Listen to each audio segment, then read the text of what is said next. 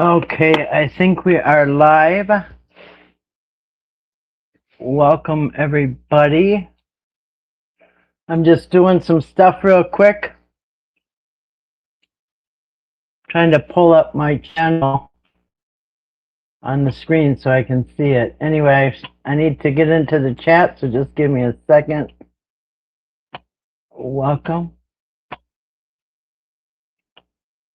I'm trying to pull up the chat real quick before we get too far into this so I can see it better. Anyway, just give me one more second. Yeah, so anyway, I think Eric's done. I think his live stream is over. It lasted longer than I thought, actually. So, yeah. All right. For some reason, my chat's not coming up, guys. I'm not sure why. Weird. I think I got a malfunction. Anyway, I think there it goes. So I can't really see your comments. Maybe I can pull up something else real quick. All right. Well, good to see you guys. Let's see. Miss January, good to see you tonight. TNT says, OMG, I'm so riled up. Those idiots that religiously follow him don't have a brain to look at facts. They take his word as truth. I know, it is kind of annoying, isn't it? Because you got to ask yourself, how are people that dumb? You can't, I mean, they got to be, I'm thinking it's willfully ignorant. You know? I mean, I think that they, I think,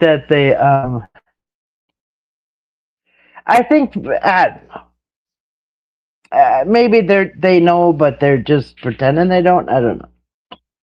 But yeah, some seem like they really do honestly believe what he's saying. By the way, how's my sound? Is it coming in okay? Hold on a second. I could probably get this closer to me. Oh, crap. Oh, crap. All right. Anyway, I hope that is coming in clear. Yeah, it is kind of annoying to see people that just don't see the truth, you know what I mean? But then you got to say, well, you know, bless their heart. Anyway. So yeah, there's that. So Miss January, TNT, Daphne, good to see you. Welcome. Yeah, no, I really wasn't running late. I had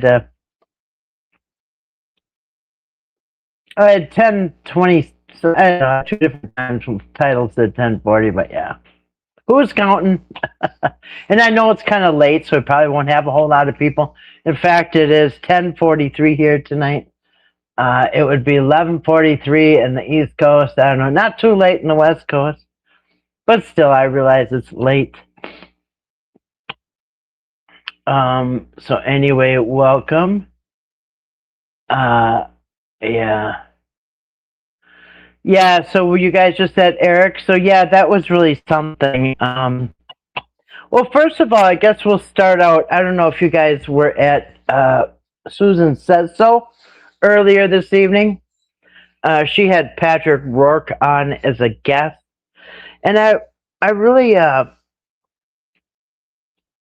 I didn't really expect a lot because I didn't think that he was going to be able to talk because of, all the charges and stuff pending. Um, and sure enough, that's what he said. So he didn't really talk anything about the Whitakers except Susan said he's not allowed to talk about it. So as much as I did want to hear some, you know, something, um, some news, something out of Patrick, I don't blame him. I'm actually kind of proud of him that he's actually listening. I can't believe it. I can't believe he's listening to like legal advice, but he did. So anyway, I don't blame him. I wish we could have gotten something. I don't think we even heard anything from Moose. You see, I figured Patrick would spill the beans and Moose would eat them up, but we didn't really get anything. And so yeah, I don't blame him. I think he talked about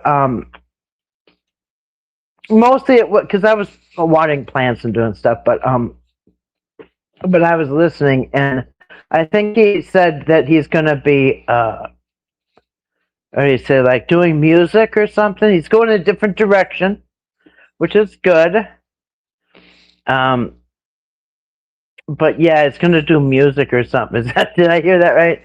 And so anyway, that's good. People have to move on. He's got to make a living. An honest living, you know what I mean? Anyway. He says, I actually just got here about 10 minutes ago and lucked up to be here. Well, we're glad you're here. Hey, Kiwi. I love my content. Justice for Whitakers. Yeah, cool. Yes, Justice for Whitakers. And I hope we see Justice for Whitakers. But anyway, welcome to Kiwi. I like that name. They gotta eat idiots. By the way, I saw Grace. Grace got called a nitwit. Early on, Toddy got called, I can't remember, the devil or something. And I think one of the rest, somebody else here, I think maybe Florida, I can't remember who it was. Somebody else got called a name. I had a nasty comment. So I saw a few of you took one for the team. You know what I mean? Took a few hits for the Whitakers. After all, it is justice for Whitakers, right? They're the only ones that really need justice. I mean, not like Patrick and Eric need justice. I mean, anyway. Oh, hey, Grace, welcome. The moderator, Grace, comes in. Greetings to you too. Yeah. So anyway, yeah. So I noticed all of his questions that he's randomly picking from his secretary. I noticed they're all very one-sided. They're all very glowing letters about how wonderful Eric is and how awful Patrick is. It's just funny that every single email, is a very positive one. So anyway, yeah, I saw a few people take some hits. Good for you. Oh man. Anyway. Hey, behind the Be at Online. Good to see you tonight. Hope you're doing well too. Hope everyone is doing well. It feels like it's Sunday for some reason. I have no idea why. It feels like Sunday. Doesn't feel like a Wednesday. Hey, dear Jane, good to see you tonight. Welcome. Yeah, you saw it too. They were hard. They were on Toddy hard. In fact, yeah, and that was kind of at the beginning. Toddy said something. Boy, they were all over her, man, like a pit bull on a poodle. Yeah. Anyway, so she took one for the Whitaker team. Took a few of them actually. but he's making 10 cents a comment. Is that what he said? Yeah, the name calling. Yeah, isn't that you? Listen, we always know. Sooner or later, you learn that when somebody starts calling names, name calling, they've lost the argument, right? They got nothing else. They've reached down in their bag and they got nothing except to throw names at you. Well, hey, look who's here, Ernie. Hey, Ernie, good to see you tonight. Hope my summer's going well. Been trying to keep up with everything, but yeah. Yeah, hey, Ernie, if you ever want to come up and chat, let me know. I'll throw you a link. But I hope you and your family are doing well also. Welcome. Yeah, we're, man, it was 81 today, I think. We were having a few days of 80s, and we're kind of hot for me, but I just keep coming in and having breaks. But anyway, good to see you, Ernie. Hope everyone is doing well. Yeah, good to see you. One of the girls said that. Yeah, been a long time. I'm supposed to have the summer off, but work keeps finding me. Oh yeah, I would think summer would be a busy time. Is it just too hot, or why? Why did you have it off? I would think on because outdoor stuff. That this is our season to be outside. You know, we have all our events, but we have winter events too. But yeah, this is our season to get all our outdoor stuff, uh, all our bands and stuff like that. Got no one to duck. Yeah, yeah. Anyway, well, welcome, Ernie. What did you think of Eric's? What did you guys think of Eric's Q&A tonight? You know what? Something. You guys, Eric has got his friend, right? His Jeff Morgan, the one that I called the cops and told on. I did. I called Corporal Gilkison and snitched on Jeff myself. And anyway, because Jeff lied and he's telling everybody Eric's not under investigation and stuff. So anyway, yeah, I did. I dropped a dime on Jeff. But anyway, so this Jeff guy, right? Um, this Jeff guy was on Eric's show last night, right? And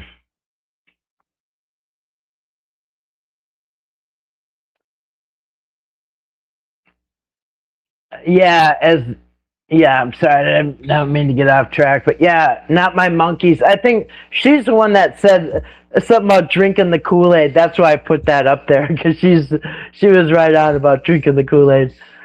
Yeah, Nip, he definitely, well, he cherry picked. I would call it cherry picking the questions. Absolutely. Hey, Florida, good to see you tonight. Well, yes, Florida made it. Okay, you guys, so this is really weird. Um, it's simple. Eric can always be right if he controls the questions. It's a softball term. True, true. No fastballs. No overhand. Nope. Yep, all underhand. Actually, it's T-ball, Ernie. It's more like T-ball. Yes, very, very T-ball question. And yeah, it's very one-sided. There's no, you know. Anyway, yeah. So anyway, Ernie, let me know if you ever want to come up and chit chat. And always feel free to call me. Ernie's got my phone number. He's always welcome to call me. Yeah. So yeah, about this Jeff guy. I'm not done with this Jeff guy. All right, so oh, it's too hot to have parties outside. Plus, canceled days are bad because of her. Oh yeah. Oh, I never would have thought that. Huh. I know it can be blazing hot down south. Believe me, today was 81, and I could barely take a little. I do little doses at a time. Go outside and work for, I don't know, half an hour, and then come back in for an hour. Yeah. Anyway, I'm not used to the heat. I like it though, but not. Yeah. You love your heat? Yeah. I was in Florida. I'm going to tell you, it was humid. Humid. The humidity was off the charts. If there is a humidity chart, I think there is. Yeah, you had 96. Yeah, actually, I think it hit 90 yesterday. Yeah, maybe it was. Felt like it. I wish Mark would do a live, the original. Yeah. Um, Somehow I think he's washed his hands of this situation, because it's just gotten so yucky. You know what I mean? But I wish he would too. And he's got so many other things that it's just like, it's kind of, this story has gotten kind of tainted. You know what I mean? And so, yeah, he just did an interview with Hunter Biden, a tour interview. So yeah, he's going places. He's been going places. He's got always had. He's never really needed the Whitakers, but it would be nice. I would like that. Um, yeah, I think he's staying very clear, far away, clear from it. And I don't know. I don't blame him. You're fifth generation. Oh, so you guys are, but your bodies are conditioned for the heat and the humidity. I wish you would too, but I think if he did, they'd somehow try to blame him for everything. Yeah, and you know what? He has been blamed. You always see things like, all through the Whitaker drama with Eric and Patrick. How many times you see Mark's name dropped in there? Well, if Mark would have never found him, yeah, that's why he didn't want nobody going there. It was fine when he was going there by himself. So what did Eric do? Just read certain emails? Yeah, completely cherry picked. All the ones that started with Eric, I think you're so wonderful. You're amazing. You're the best thing that ever happened to the family. And we don't care what anybody else says. Yeah, we just want to know, like, what's going to happen after all the damage Patrick did. They all were kind of like that. What do you think will happen to the family since Patrick ruined everything? They're all like that. Yeah, only positive. And you know what? He promised at the beginning that he wasn't going to repeat questions. But what did he do? He repeated the questions. Oh, did you guys hear at the beginning? At the beginning when he was, hey, I just noticed my icon is white. What happened? Has it been like that the whole time? Anyway, did you guys hear at the beginning when one of the first letters that he read, emails, was something about implications of, do you think that Timmy was, indecently assaulted? And Eric's like, yeah, you know what? He was alluding to, he that was one of the first emails, if not the first. Do you think Patrick, like, was diddling with Patrick with Timmy? And he's like, it's him and Han. He goes, well, there was those, all them phone calls. And I'm thinking, oh, hell no. Hell no. Are you actually going to go there? And he implied, you guys, did you see that? Anybody there in the beginning? Yeah, he implied that there could have been something weird with, inappropriate between Patrick and Timmy. And then people in the chat, his supporters, were saying things like, yeah, he was there was some weird stuff going on. Well, it was with him too. And then And then he said something like, "Oh, Patrick was dressing him up in those weird little costumes." Well, you did too. You dressed him up in what was it, Barney pajamas and little onesies like a baby. Um, yeah. Anyway, yeah. He dressed Timmy, and Timmy's older. Timmy's almost 50 years old. 50. Uh huh. Yeah. Timmy is what? He's 6 years older than Eric and Patrick. No, he's same age as Patrick. He's 6 years older than Eric. And Eric's dressing him in baby pajamas and baby clothes. And yeah. So pot calling the kettle black, saying, yeah, Patrick was kind of in some questionable, doing questionable stuff, dressing them all in these outfits and stuff. Oh my gosh. Ah. Anyway, let me get back into the chat here. Yeah. So anyway, I sometimes if I listen to it, it gets. But I got to tell you about Jeff, his friend. I forgot to tell you about Jeff, his friend. You guys, it's not good. Yeah, someone asked that very evasive about the. Yeah, he was acting like, well, it's not off the table. Yeah, it was weird. It was Eric's idea that Timmy at the Airbnb with him and other. Yeah, exactly. Yeah, if you want to put right down who did the weirder stuff, but Eric's list is a lot longer than Patrick's. Anyway, so yeah.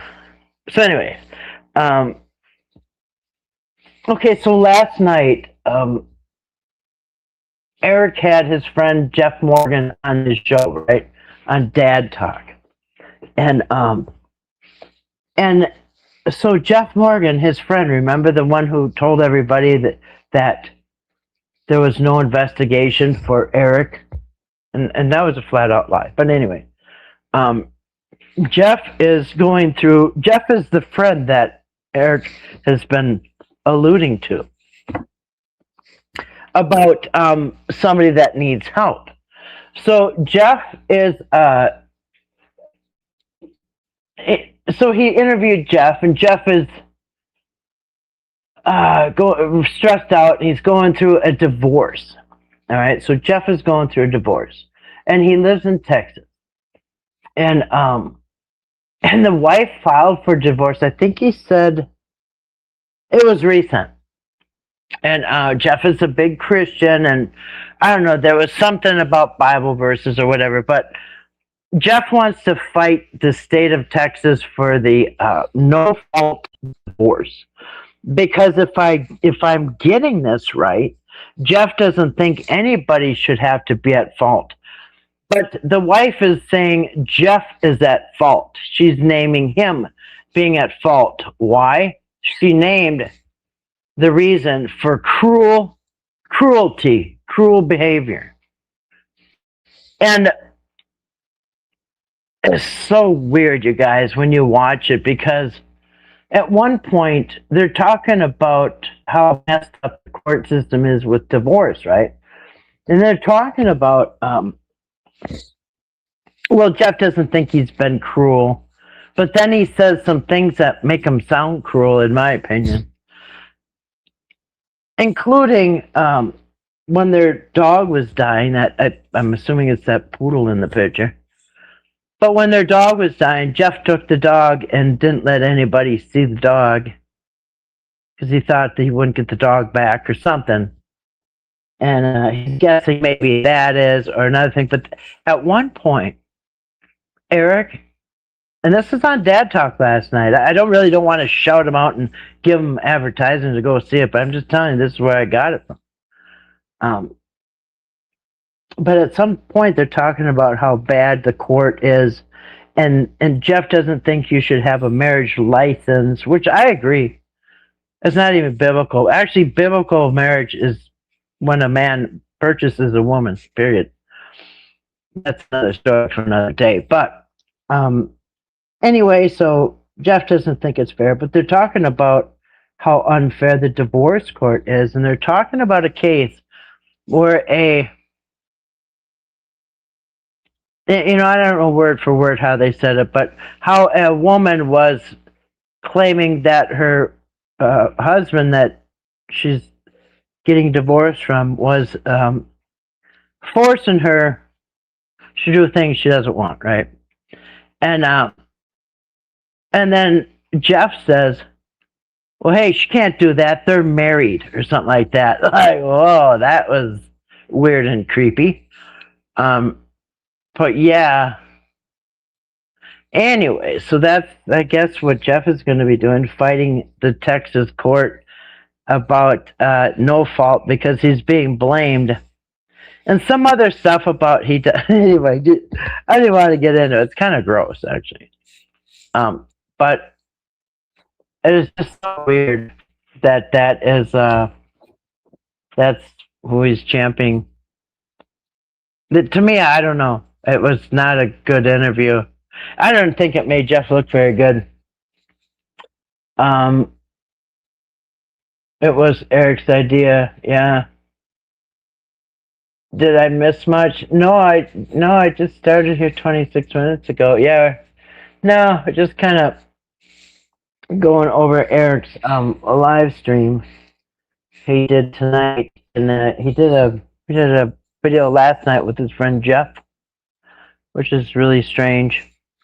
But no, just kind of talking about what happened tonight, and yeah, if anybody missed the Susan Says So interview with Patrick earlier today, did I get to see any of Patrick's live? Yeah, actually, I was just going to mention that. So earlier today, Patrick Rourke was interviewed by Susan Says So on her channel, and anyway, he didn't really talk anything about the Whitakers, and well, he said that he's not allowed to. So whether the court told him or lawyer told him, whatever, somebody told him he's not allowed to, and he didn't. Which, yeah, it's probably a smart thing to do. But yeah, so as much as I guess I wanted to hear, I don't know what other people, but I wanted to hear something, especially since Eric's been speaking out and really, really trashing on Patrick. Like he was the problem, and all these emails he's reading, they all mention how it was none of Eric's fault. It was all Patrick's fault. Thanks, Grace. She just put up the link. So anyway, she interviewed Patrick today, and yeah, Patrick had kind of fell asleep and he was napping, so he kind of got woke up and did the interview. He was a little groggy, but yeah, he just talked about nothing about Whitaker, zero, except maybe he did mention that he's not going to be doing that type of content. He's going to basically do something completely different. He has to do music.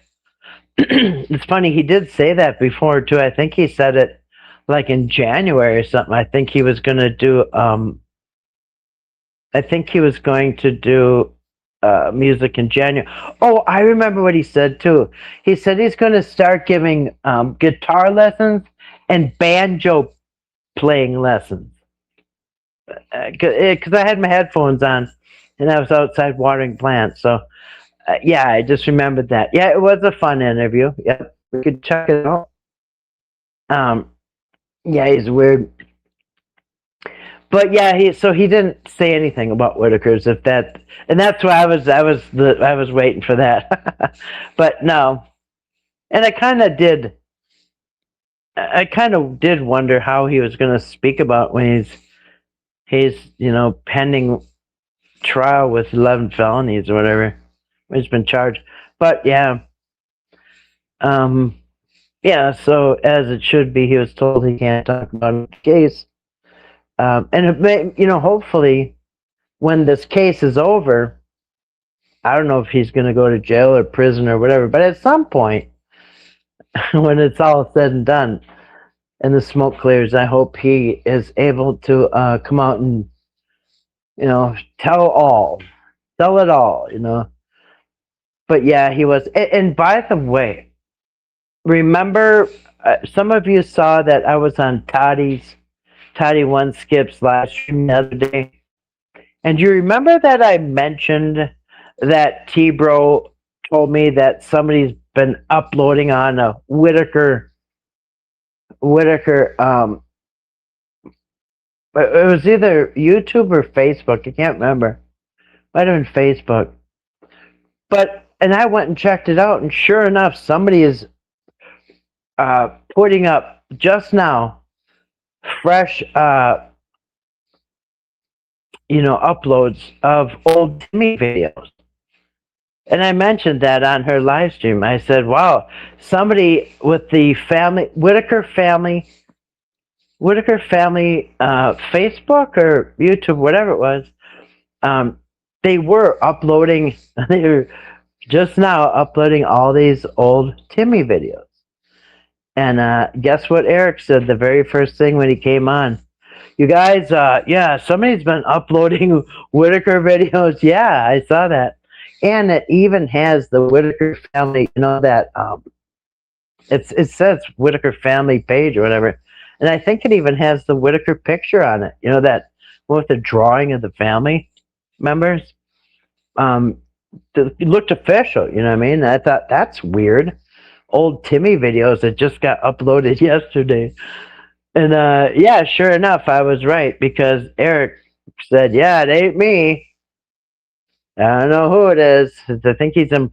Oh, remember? Yeah, he basically blamed it. Well, he's implying that it's Patrick because he said the phone signal where it was being uploaded was coming out of West Virginia. I think he even said Raleigh County or something, or Beckley or something. But yeah, so he basically pointed the finger straight at Patrick for uploading official Whitaker content lately again. I don't know who's done. Yeah.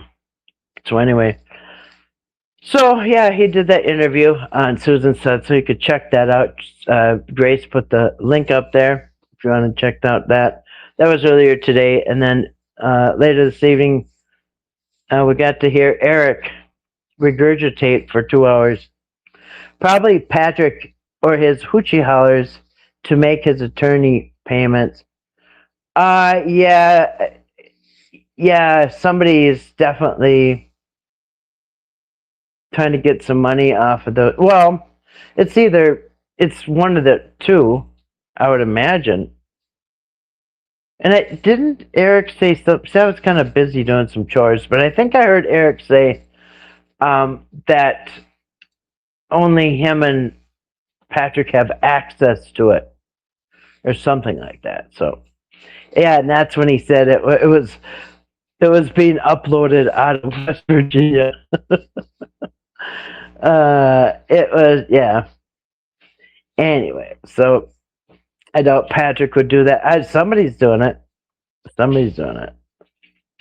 Like there's this one channel, and it's the channel that I just did that video on about was the 2026 updates on the Whitakers legit, right? So supposedly this Whitaker page, and they just changed the name, you guys. It used to be called something else, but they just changed the name to Whitaker or something like that. And it started out a year ago with a bunch of Whitaker inbred videos, and it was started out last May. A bunch of really degrading videos. Each family, video after video, a video about each one of the Whitakers, how inbred they are and stuff, and just really derogatory. You know what I mean? And then it kind of morphed into the drama with Patrick and Eric in the fall. Anyway, I always thought, this channel, when it tells these stories, it always seems to be in favor of Eric, right? And I'm thinking, is this Eric's secret channel? And anyway, as time went on, here we go into January 2026, and just as I showed in that video I made, just a day or two after, there's two coincidences. One was the Whitaker YouTube page was made about the same time that Eric and Patrick put up their first videos. The second coincidence was that that family update came at the same time that Patrick got indicted, which was the same week. Anyway, and I thought, is this Eric? But anyway, then they put up that video of the 2026 updates. Remember, I did a video where I don't believe it. It said that they found out, and it had all these updates of after they were taken. Nothing, and nobody's got updates after they were taken, right? I mean, unless it's Eric again. Who else? Or they're just making up shit. I mean, it's one of the two. Either somebody from the, and I even said in the video, it's like somebody from the inside, they're either breaking HIPAA laws, and I don't know. I can't believe somebody has access to all this information and are putting it out to a YouTuber who's not naming any sources. They're not even telling you where they get this info, but they somehow know that Ray, they found out his noises he makes were distress signals. And then they found out that Ray, they healed Lorraine's ongoing chronic bee sting on her forehead that was caused by his shoe.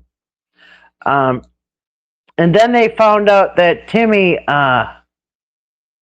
was smarter than they thought.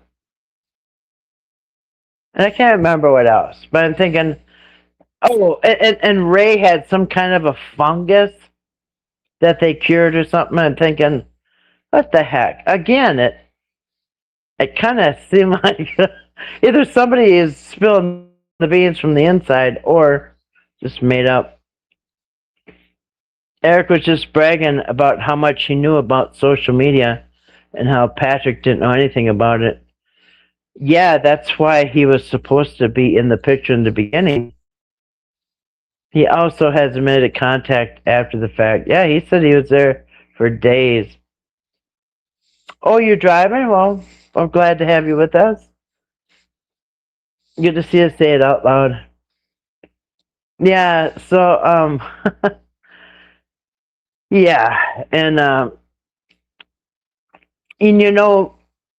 if you think about the contract that Patrick and Eric and the two Whitakers signed, the three-way contract, remember, Eric went and read his part. And according to that contract, Eric should have done all his stuff from his house. Remember Patrick was supposed to do all the videotaping and the content, right? Whitakers were supposed to be Whitakers. And then Eric was going to do the business end of it and make up all these social media outlets where they could post it and do the business end of everything, right? I think maybe editing, I can't remember. But he could have done all that from his home. But no. Yeah, eyes on the road, yep. I believe some of those pages are Eric's. Which pages? Oh, you mean on YouTube or Facebook? Yeah. Yep, because remember, he's the expert, right? He's the social media savvy, right? He's the one that knows how to do all these things. Yeah, so I think Patrick said he's going to.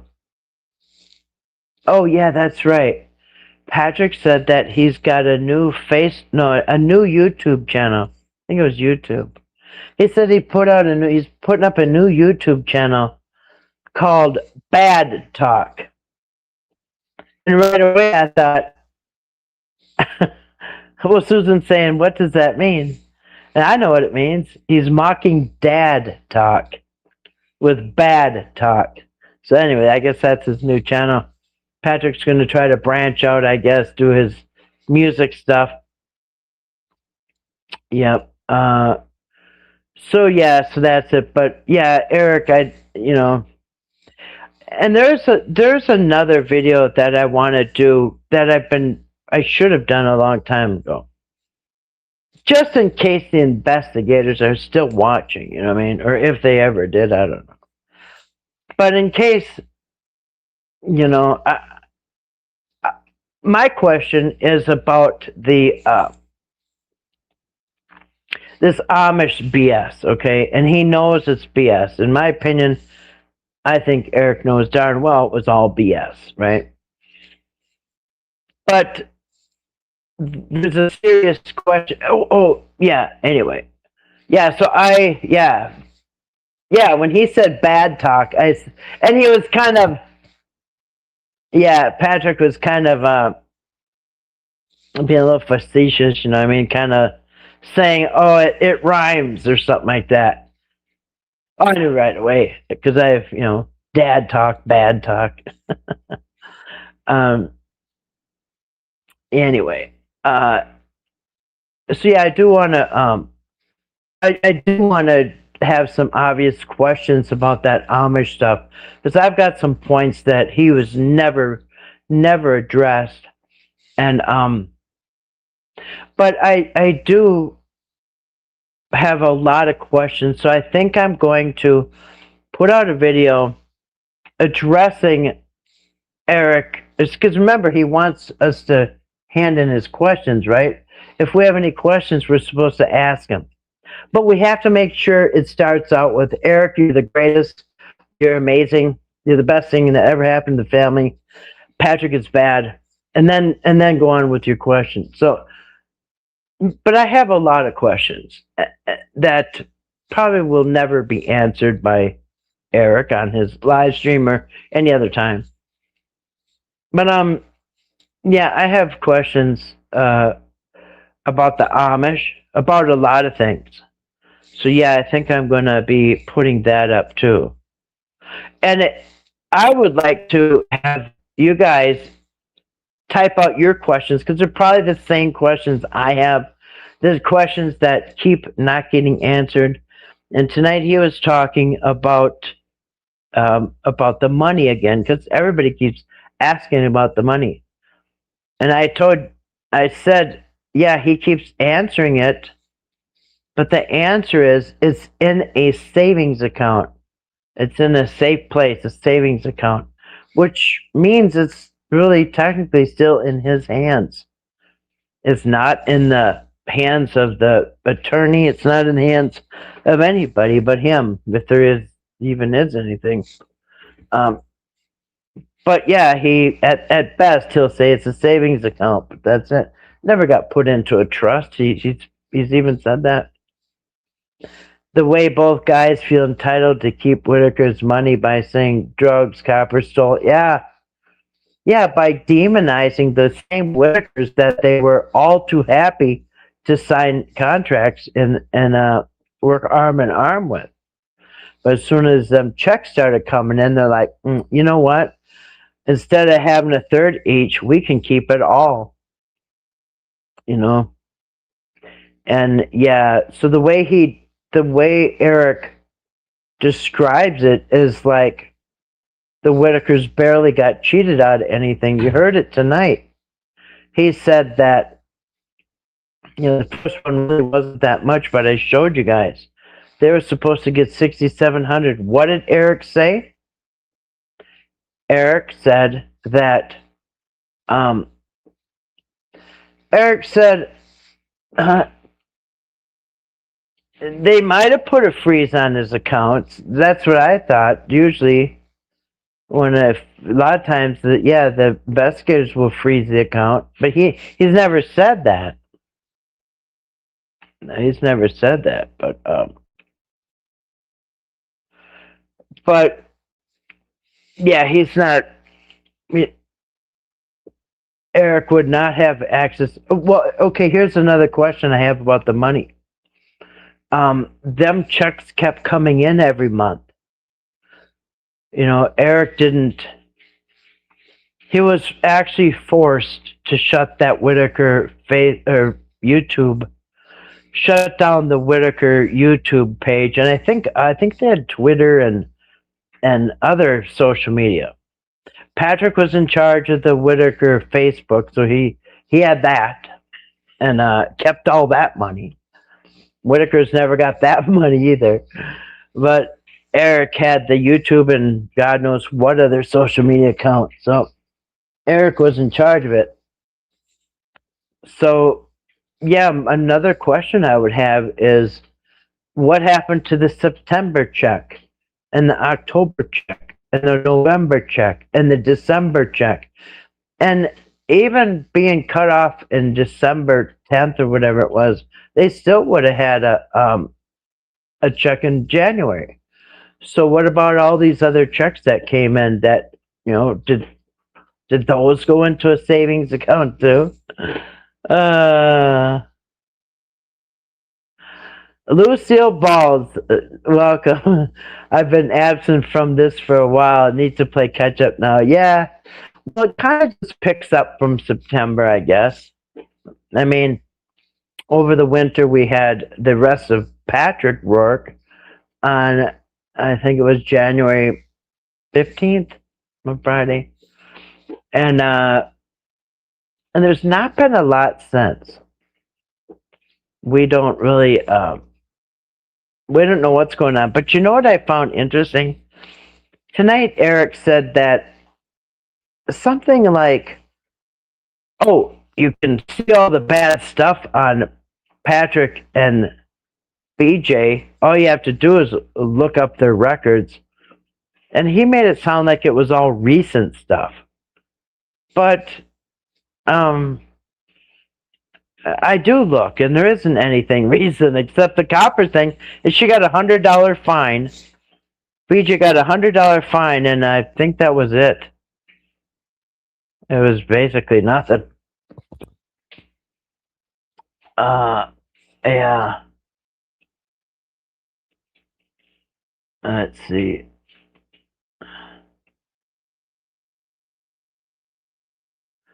Yeah, if there was a freeze on the account. Hopefully there is. No, Patrick is not in jail. He got out 1 week later. He was in jail for 7 days on a $150,000 bond, bail, whatever.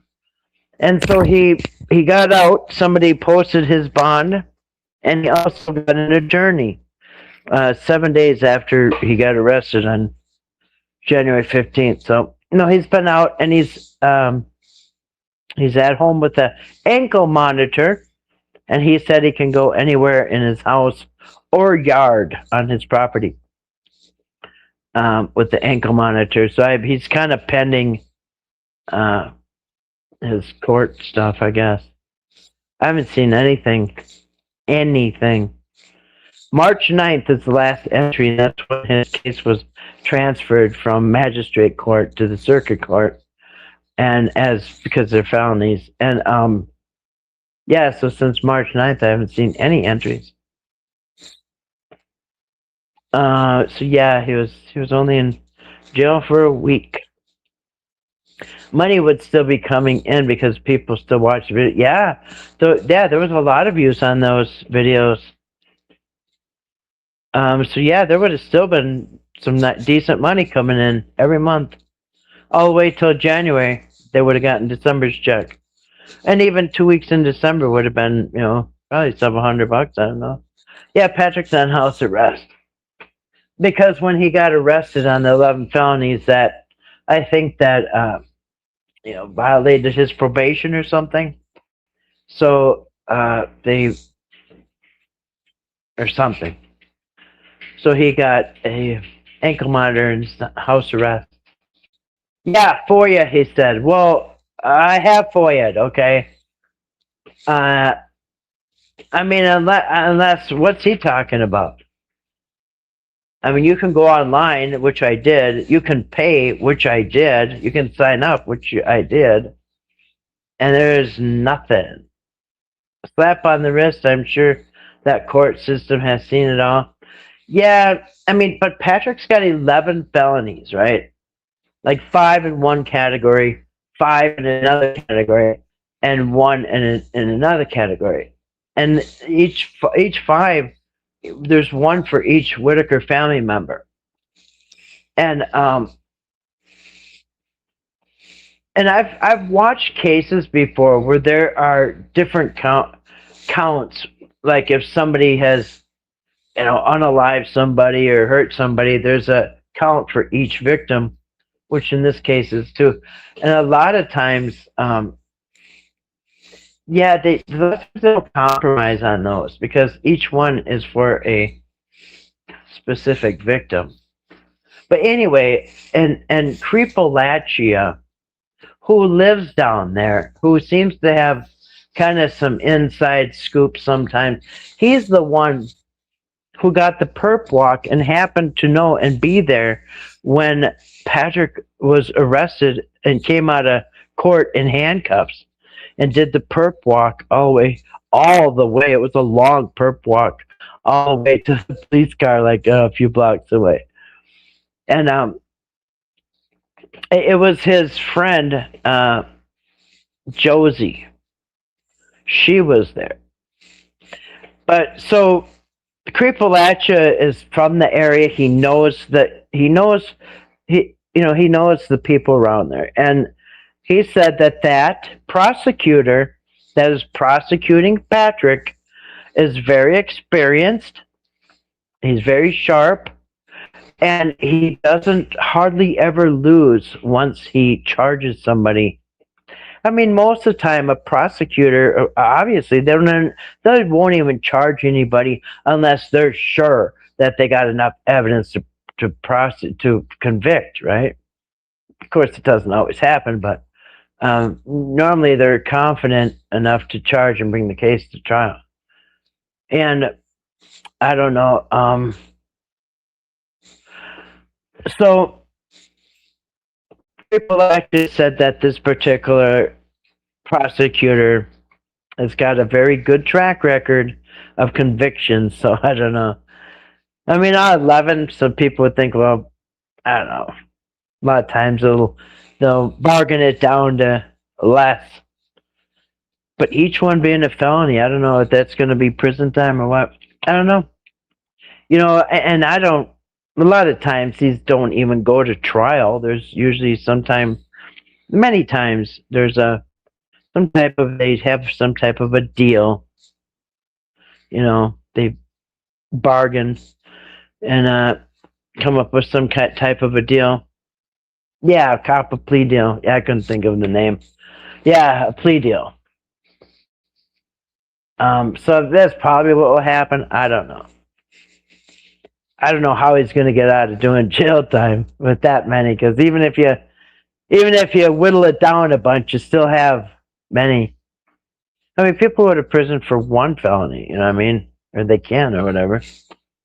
I don't know. And a lot of times they go by your previous record, and well, I don't know if he's got that good of a track record. Anyway. So yeah, I don't know what Eric's talking about. FOIA. FOIA what? How about you do it, Eric? Show us, because I don't see anything. Then again, though, the strange thing is I didn't see any of these hearings that Eric said he's been going to. Eric said he's been going to these hearings on occasion down to Raleigh about the money. And I don't see any of that on record, which is weird.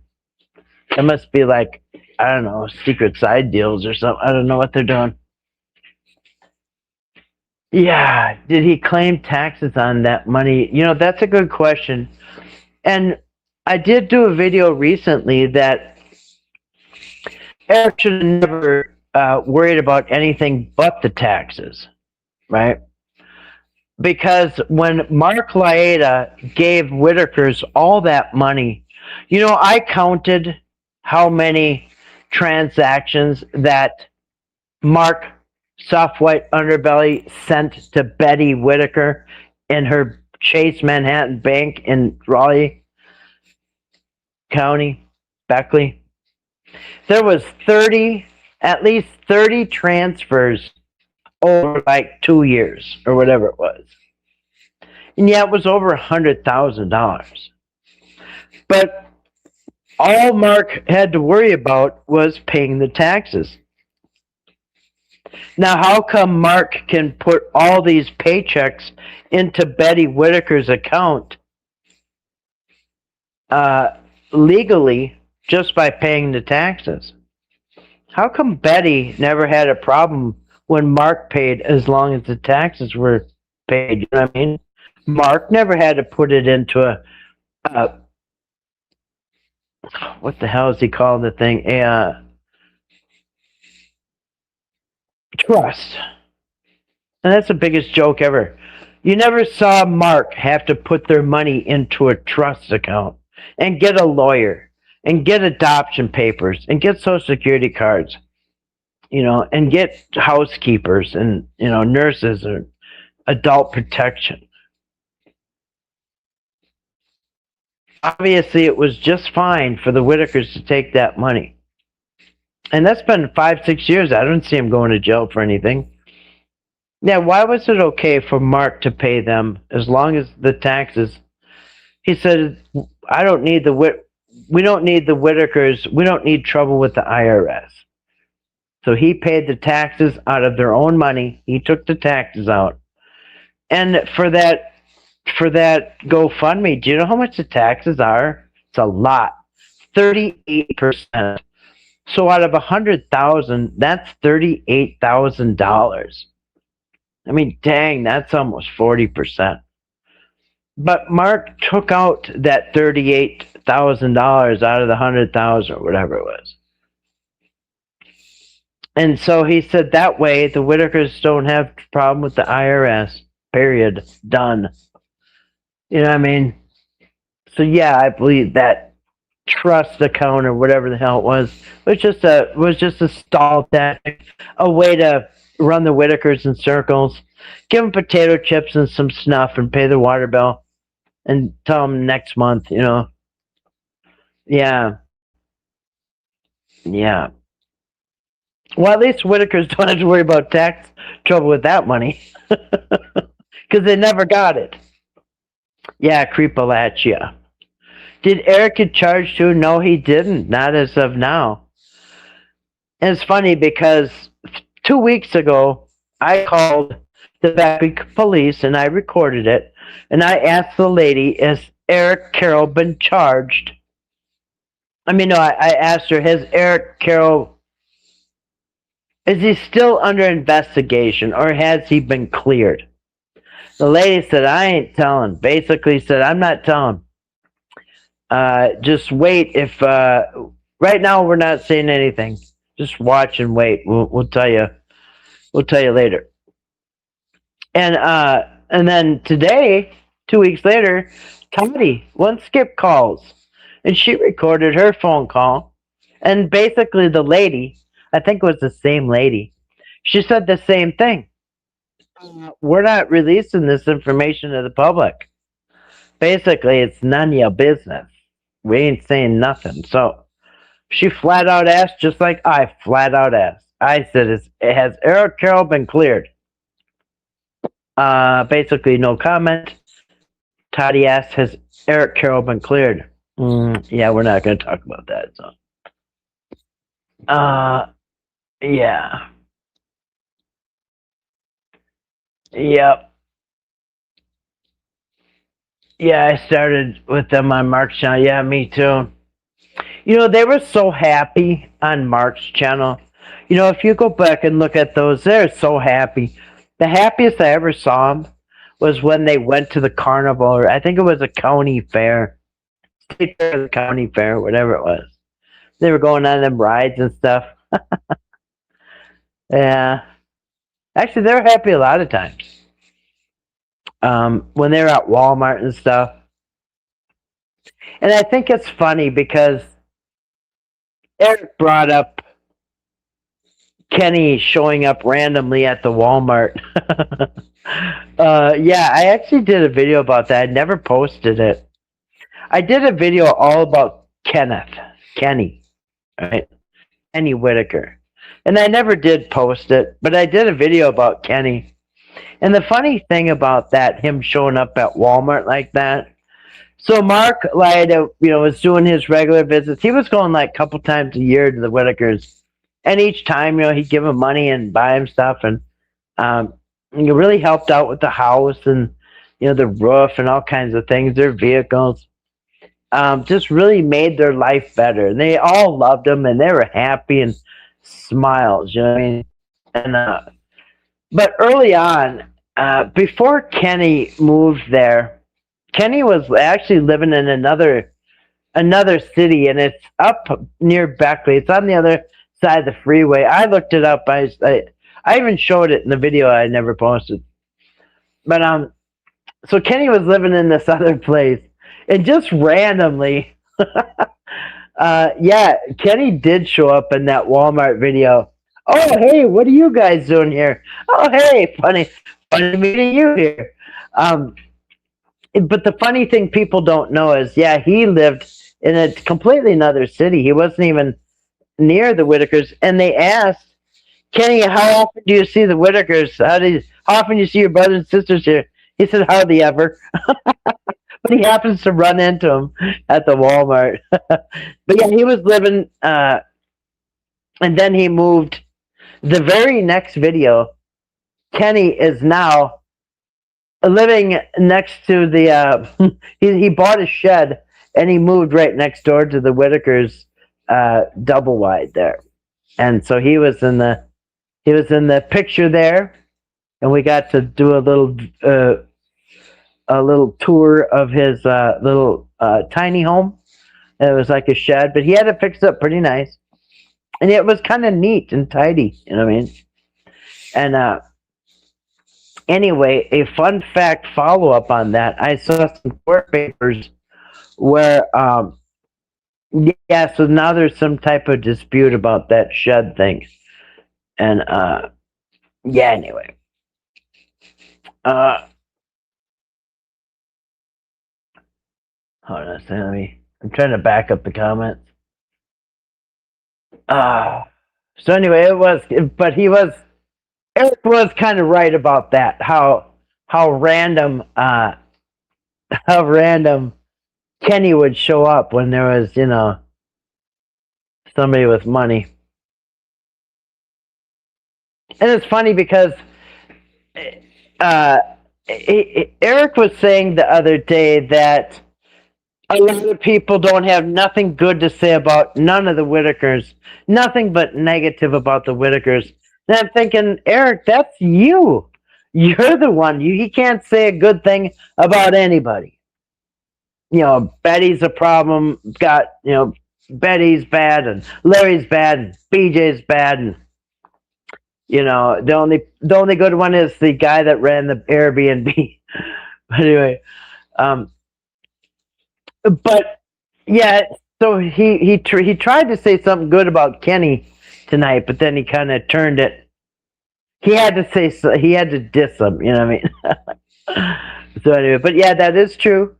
That Kenny does seem to show up and kind of flip to whatever makes some money.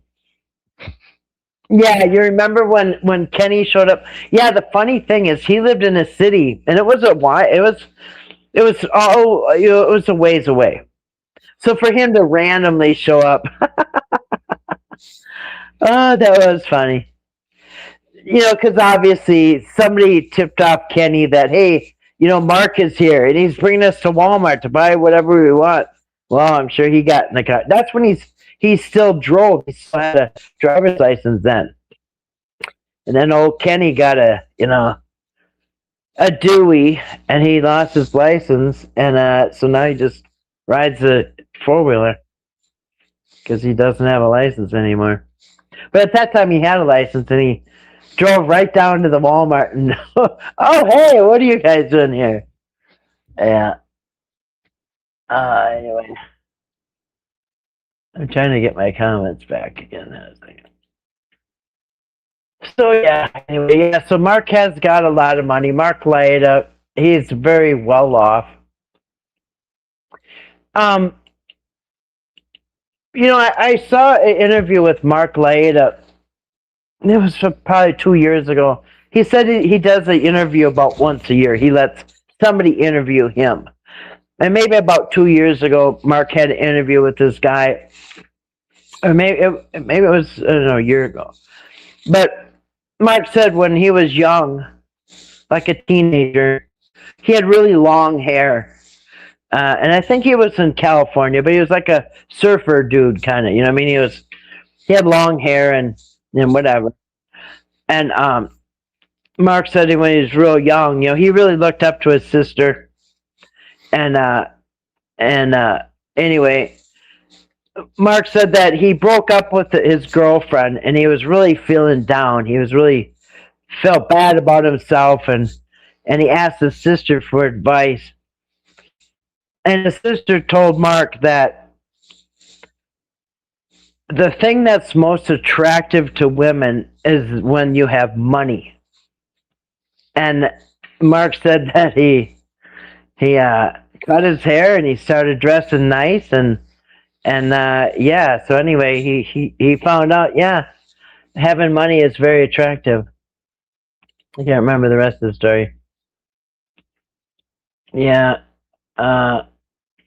Yeah, Mark knows how to handle money, and since Mark is very smart, financially smart and responsible, he would know darn well that it's fine to give the Whitakers money. Just make sure the taxes are paid, and there won't be a problem. And he wouldn't have done that if it was going to be a big problem for the Whitakers. You know what I mean? Yeah, they took advantage of his generosity. Yeah. Yeah, they did. They did. Yeah, I mean, no.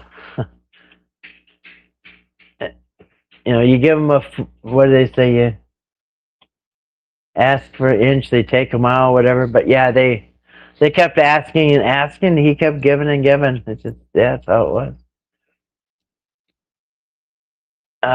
It must be in the works still, huh? My daughter has been introduced. Oh, induced. Oh, and you're expecting a grandbaby tomorrow. Wow. Congratulations. Congratulations. Induced, huh? As Eric paid taxes, I don't. Asking for the IRS, I don't know, but I hope he's ready to. That would be another thing. I mean, not only are you in all this financial trouble, but on top of it, you got to pay for, because he spent a lot of money. You know what I mean? So anyway, yeah, I would hate to be in his shoes right now about any of it. It's just not worth it, A lot of money, fast money, but look at the price you pay. Super excited. Yeah, congratulations. Congratulations. That's awesome. Your daughter's 28, still no babies? Well, she's still young. Yeah. Yeah, you remember when you showed up at Walmart? That was funny. Yeah. Oh, my, what are you doing here? What a coincidence. Eric made reference to Kenny doing that to him, too. I think Eric gets everything confused and doesn't know what's true anymore. Yeah, I didn't know if he was talking about Kenny showing up at Walmart when they went shopping, or when Kenny showed up with Mark at Walmart. I thought he was talking about when he showed up with Mark. But I don't know, maybe Eric thinks that was him now.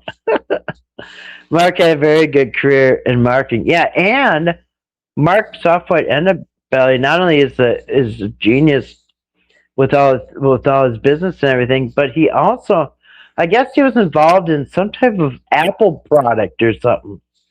He like developed something for Apple or something. I don't know. Can't remember. But he had, yeah, he's done very well. YouTube has all the financial documents the Fed would need. Right. I mean, all you have to do is go to the social media, which if they took their phones, they can just look up the YouTube and go on your AdSense account and find out how much you got. Well, actually, just grab his bank account, right? Bank account is going to have um, all the deposits. You know what I mean? On the 21st each month, you're going to have the AdSense accounts from YouTube. I don't know when Facebook gets paid, but you're going to have that. Yeah, and on top of the bank account, it goes right in your bank, and it says AdSense for YouTube. So yeah, and it's a green deposit. So there's kind of no hiding that. Hopefully they did that. Hopefully they went, and maybe that's why it's taken so long.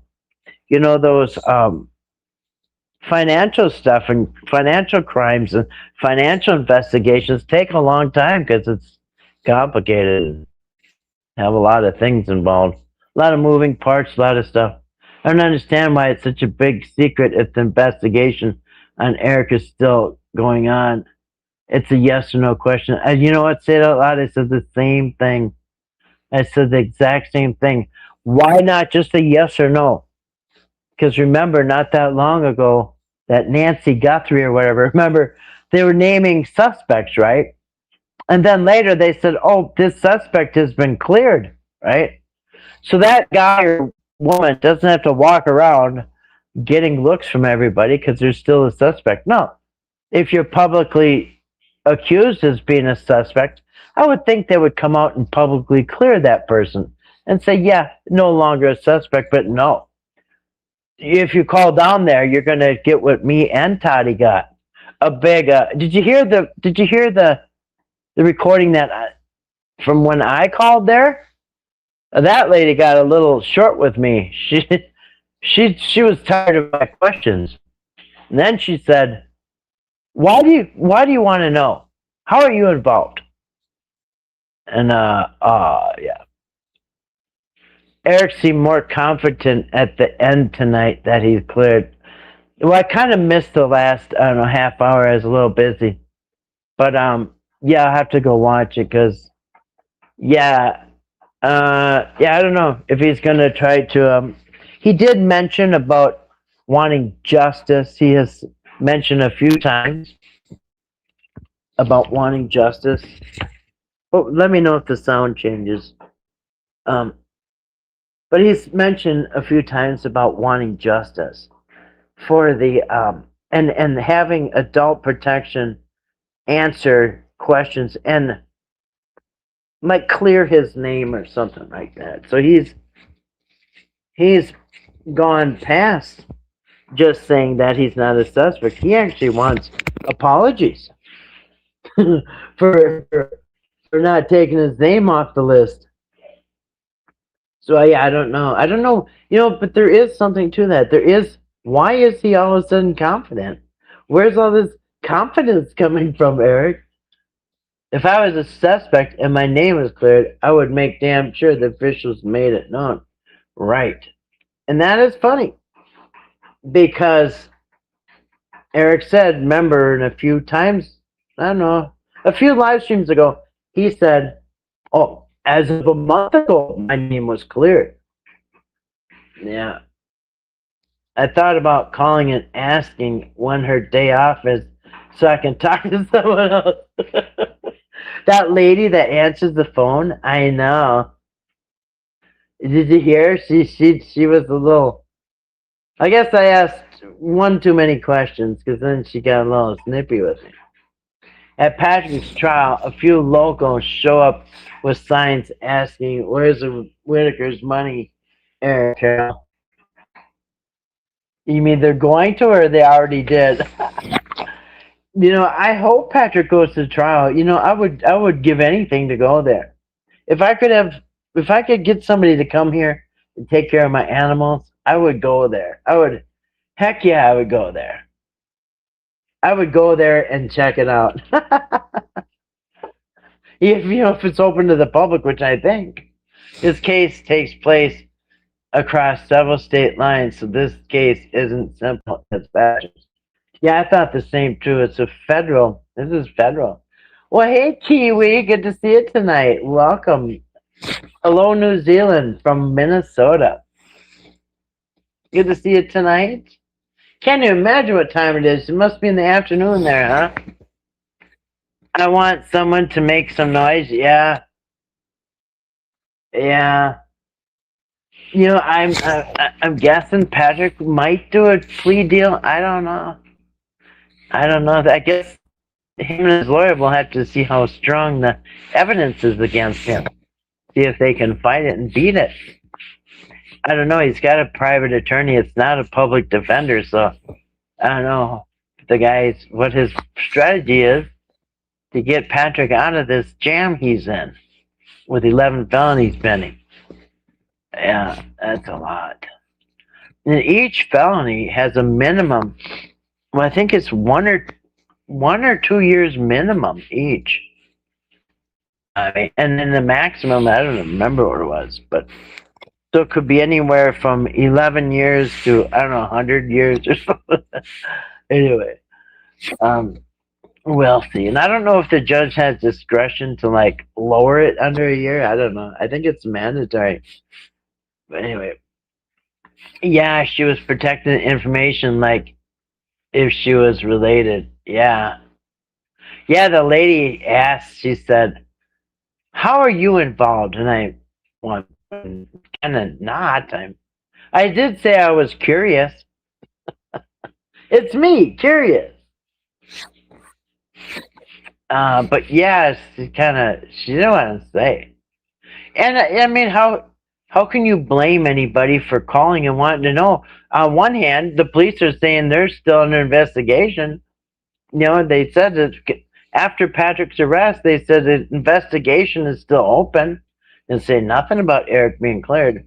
But on the other hand, you have Eric Carroll saying that he's cleared, and he's so cleared that if anybody's saying he's not, he's going to sue you. Not sure if that's a viable plan, but anyway, good luck with that. Maybe start calling the local paper and make some noise. Reporters should be asking questions. Yeah, because I can't tell the people I'm a reporter. I'm not. I'm not a legit. What is it? Press. I don't have a press pass. It's almost 5 p.m. Yeah, that's what I figured. Listening in while I'm cooking dinner here. Taters, carrots, cabbage, and Silverside. Yummo. I know what that, but I don't know what Silverside is. Silverside. Is that a meat or a fish? I'm not sure what Silverside is, but the taters, carrots, cabbage sound good. I said I was an independent journalist working on an update on Whitaker case with my team. Did you? What did she say? Did she hand over the goods? I just said I was curious because I saw it in the press. I mean, yeah, who isn't curious? And listen, it's a responsible thing to do, whether I'm a journalist or not. If I'm going to speak on it, then I think it's responsible that and very reasonable that I would call the police and ask myself, hey, I don't want misinformation, so I'm going to ask you directly. Has Eric Carroll been cleared? And then it was, basically, it's none of your business. Nobody cared. They threw their donations in the Eric bank account. According to Eric, she said you have to call the state police. That's what I did. I called the number, the Corporal Gilkerson's number, the state police. That's where I called. Plus, it's been 9 months. Yeah. Yeah. Well, January 15th, though, they said Patrick Rourke has been arrested, and the investigation is still continuing. Nothing about Eric. Did you hear that, Kathy? Sounds like we're invited for a midnight snack. Oh, really? I gotta know what that silver side thing is. Uh, yeah. So I don't know. To me, it just sounds like. I mean, Eric is getting. Next month he'll get some. He'll get a YouTube check for all these live streams he's doing. I don't know how much. I mean, one of them was. I don't even know. They're all near 10,000 views or something. It's getting less and less. You called the Beckley police? Yeah, no, I called the state police. Get out my paddle boat? Yeah, my paddle boat is out actually. I haven't put it in the water yet. I haven't launched the boat yet. Actually, I think I want to get a rowboat. I don't like the paddle boat because it's not good for one person. The paddle boat really needs two people. Because if I do the paddle boat by myself, I have to sit right in the middle and do a pedal on each. Anyway, it's dumb. Fish, I think it's fish too. Corned beef, ooh, that's better. I like beef better than fish. Corned beef, it's like a brined spiced beef. I put bay leaf cloves, peppercorns, garlic, onions, splash of malt vinegar, and a handful of brown sugar. Then you pressure cook it for about 2 hours. Really? That sounds really good. Sounds like it would fall apart. I refuse to watch him drunk it because I don't want him to get any money. Yeah. His views are dropping though. People thought he was going to say something, but he's just repeating everything. Yeah, that sounds really good. Yeah, right. Yeah, corned beef, it sounds good. Yeah, I don't know what he's going to get out of it, but yeah, I don't know. And I don't know if he's going to trying to push Jeff Morgan's his mission to make and I'm not even sure what it was, and I don't think Eric knew what really Jeff's mission was. I think what Jeff's mission is, he wants to do away with no fault divorce. And by the way, you guys, I'm going to have a fundraiser because I'm going to try to get away. What should I do? I'm going to try to get rid of the standard system and go to metric. Yeah, that's what I'm going to try to do. That's about as ridiculous as it is. Yeah. So yeah, Jeff wants to change the world. So get your wallet out. I'm sure there'll be a fundraiser for that. But yeah, a long way to paddle to New Zealand. You know what I heard? I heard that it takes 3 weeks on a boat to get to either Australia or New Zealand. I can't remember. From the United States. You bet he wouldn't take a lie detector test? No, he wouldn't, Mount Memory. Welcome. Grew the beef in our panic, so extra bits. Wow. Yep. That's the way to go, man. Why even fight a divorce? You're never gonna save that marriage. Oh no, he's pushing for a full reconciliation because according to Jeff, his religion doesn't allow divorce. Even though he's being accused of cruelty. Well, hey, not my monkey. It's good to see you tonight. Welcome. Call Steve. Who's Steve? I don't think I know anybody named Steve, which is weird. Anyway, good to see you, not my monkeys. Hey, did you get called names at Eric's live stream tonight? I saw a bunch of people got called names. Grace got called a nitwit. I forgot what Grace asked. Grace said something. Some lady said, "Shut up, you nitwit." They're getting nasty over there. Just a regular question like, "Hey, where's the money?" Shut up, you nitwit. Oh, you got dementia? Yeah, I knew. I thought you got some type of a And I knew you got insulted somehow. Did you see what happened to Toddy? I think they called her all kinds of things. I think they called her the devil or something. I can't remember. Yeah, she got it right off the bat. Anyway, that was funny. Yeah, they were kind of getting a little nasty tonight.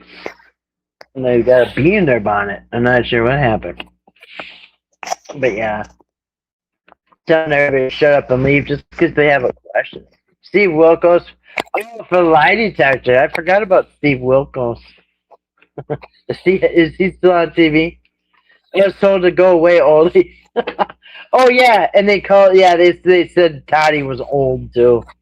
Ooh, nitwits and morons. Yeah, there you go. Probably right. We're down between yeah us and us, Antarctica. So maybe extra week. Yeah, that's what I heard. I thought, wow, that's a long time to get there. I don't know what it would be in an airplane, but yeah, I heard on a boat it's 3 weeks. Yeah, it's a long time to be on a boat. Yeah, but yeah, anyway, very beautiful there. I knew somebody from New Zealand. Well, I met somebody from New Zealand, and I worked for him all summer long. You know who it was? It was Shane, the gold guy, one of the gold guys. It's, hi, I'm Joe. I'm Shane. We're the gold guys. Yeah, I worked for Shane. And Shane, he was buying this mansion, and I was emptying it out.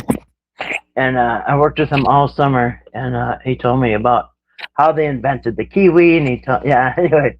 And it turns out that his son was going to school with my grandson, which is so weird because I brought my son and my grandson over to the mansion to help work one day, and my grandson knew his son, which was weird. Like, what are the odds of that? Anyway, yeah, welcome, Mountain Memory. Good to see you tonight. Yeah, but he was from New Zealand. He was telling me at the time when I worked for him, he said he was making $40,000 a day selling gold or cashing in gold for people or whatever. Yeah, that was when the gold started going really high. Yeah, so yeah, I saw the people getting insulted in the chat. I was gonna write something, but I thought I don't know. I don't. Yeah, I didn't. Yeah, small world. Yes, that was really weird. Really weird, because my grandson was going to school with his son, which is really weird. Yeah. Anyway, yeah, I worked with him all summer, and yeah, that's cool. Anyway, yeah. So yeah, my comments are stuck. Hold on a second. Yeah. So anyway, so that happened. That happened tonight at Eric's. I'm not sure why my icon is white, but anyway. So, got any questions for Eric? Because I'm going to make a video with question suggestions for maybe his next live, since he seems to be, dragging them out and everything. So what did you think of Eric's questions he was answering? Well, I went over it earlier that he started out, one of the very first questions that he read was somebody asking does Eric think that there was some type of,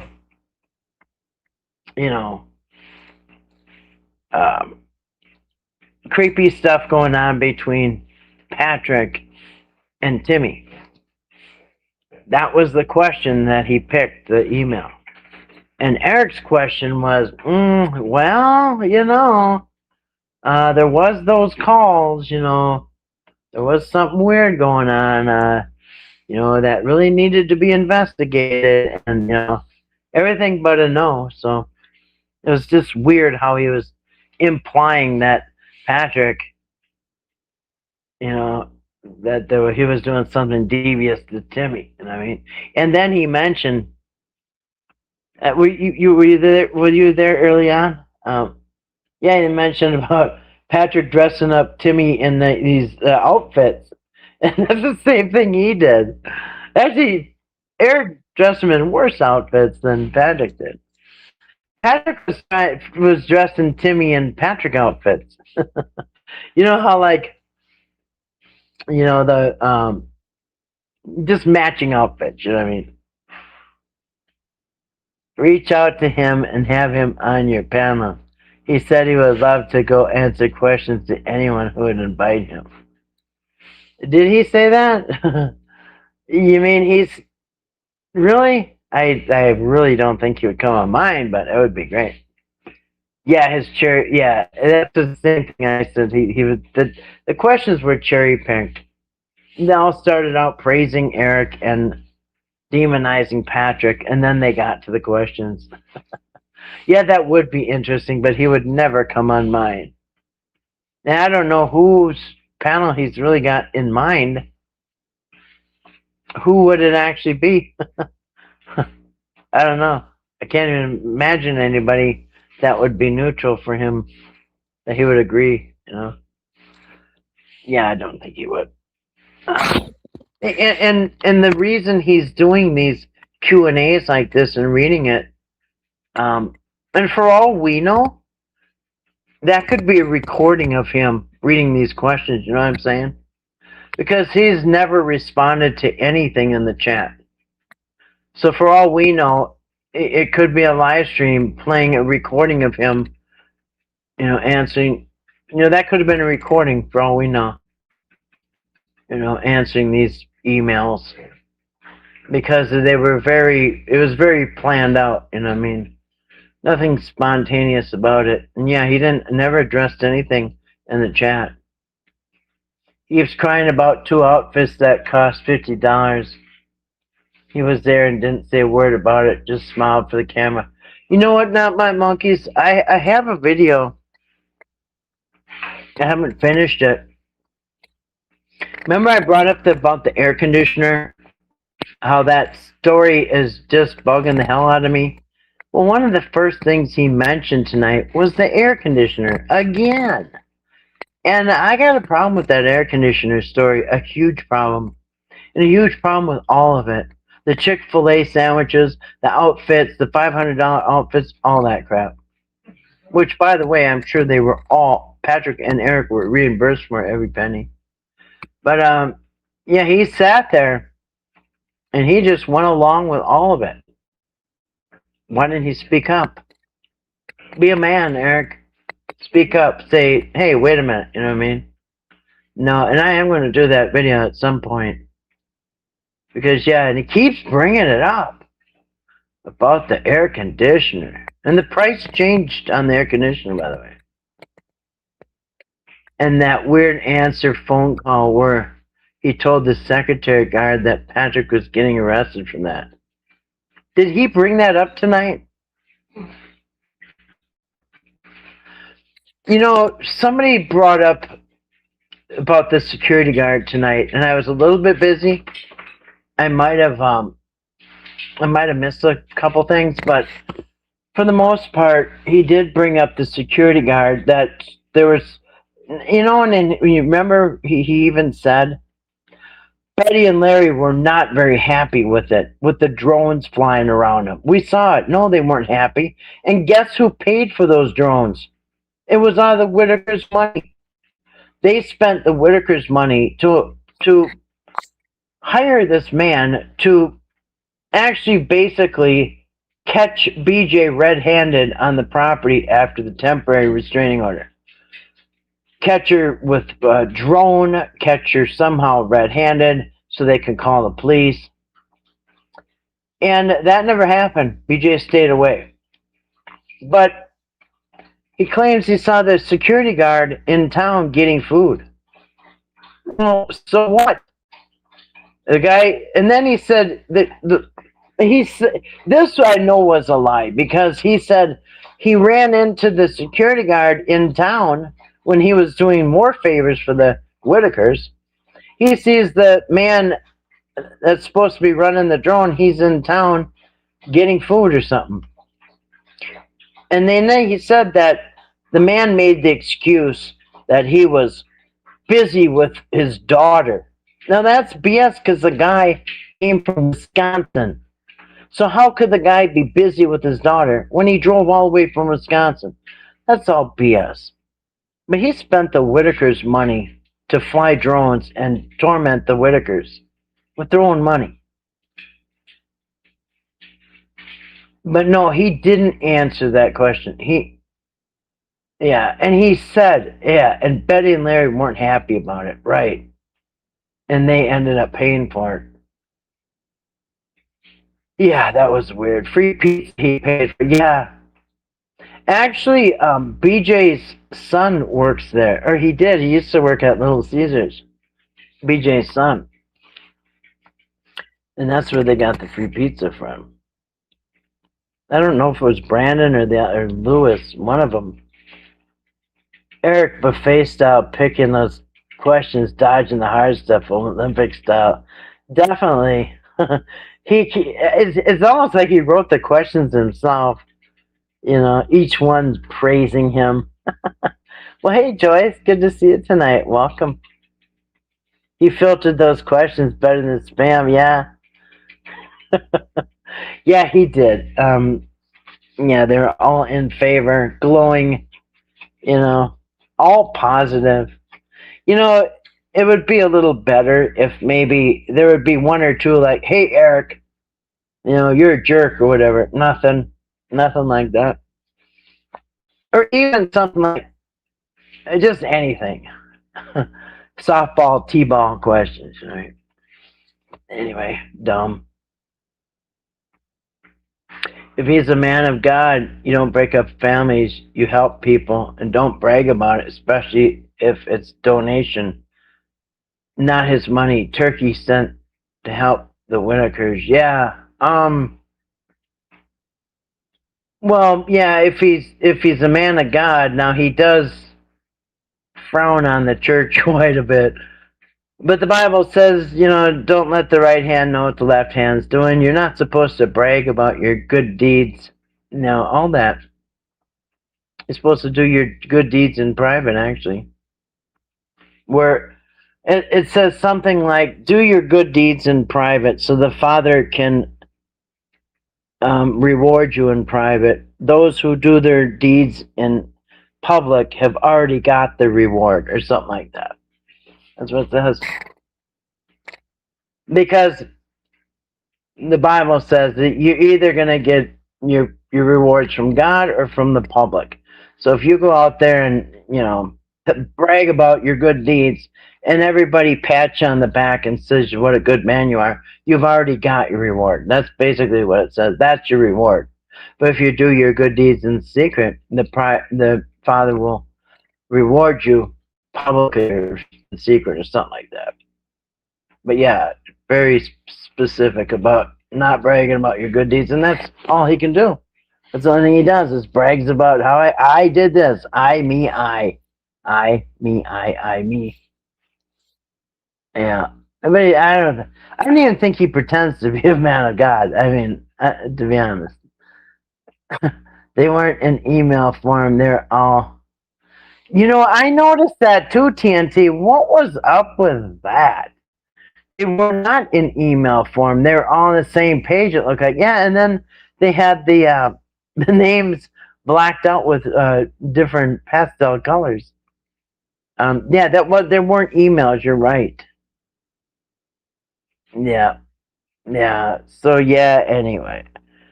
Yeah, he does that. Actually, he does everything opposite of the Bible.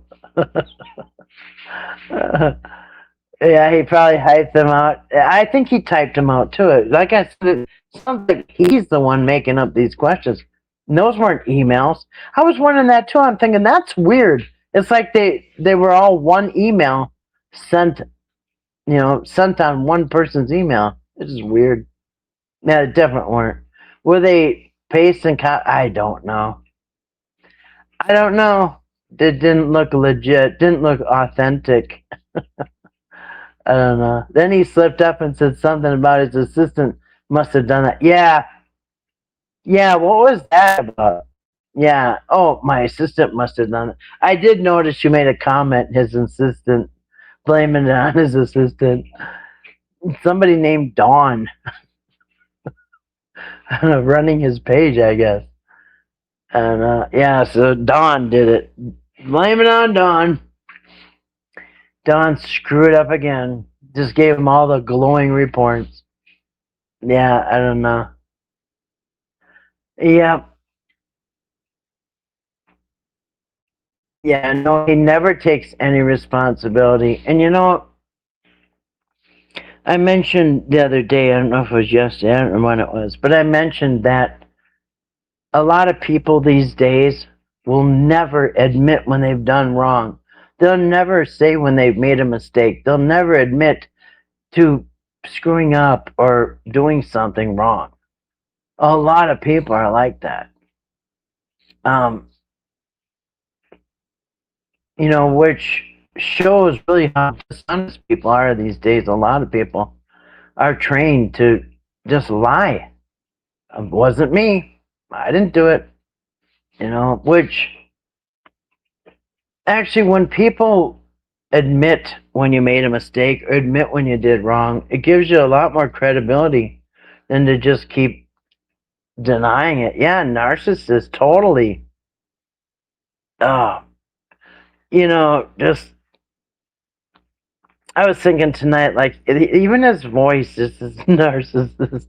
Like if there was like a recorded sound of a voice that sounds narcissistic, yeah, everything that comes out of his mouth is just yeah.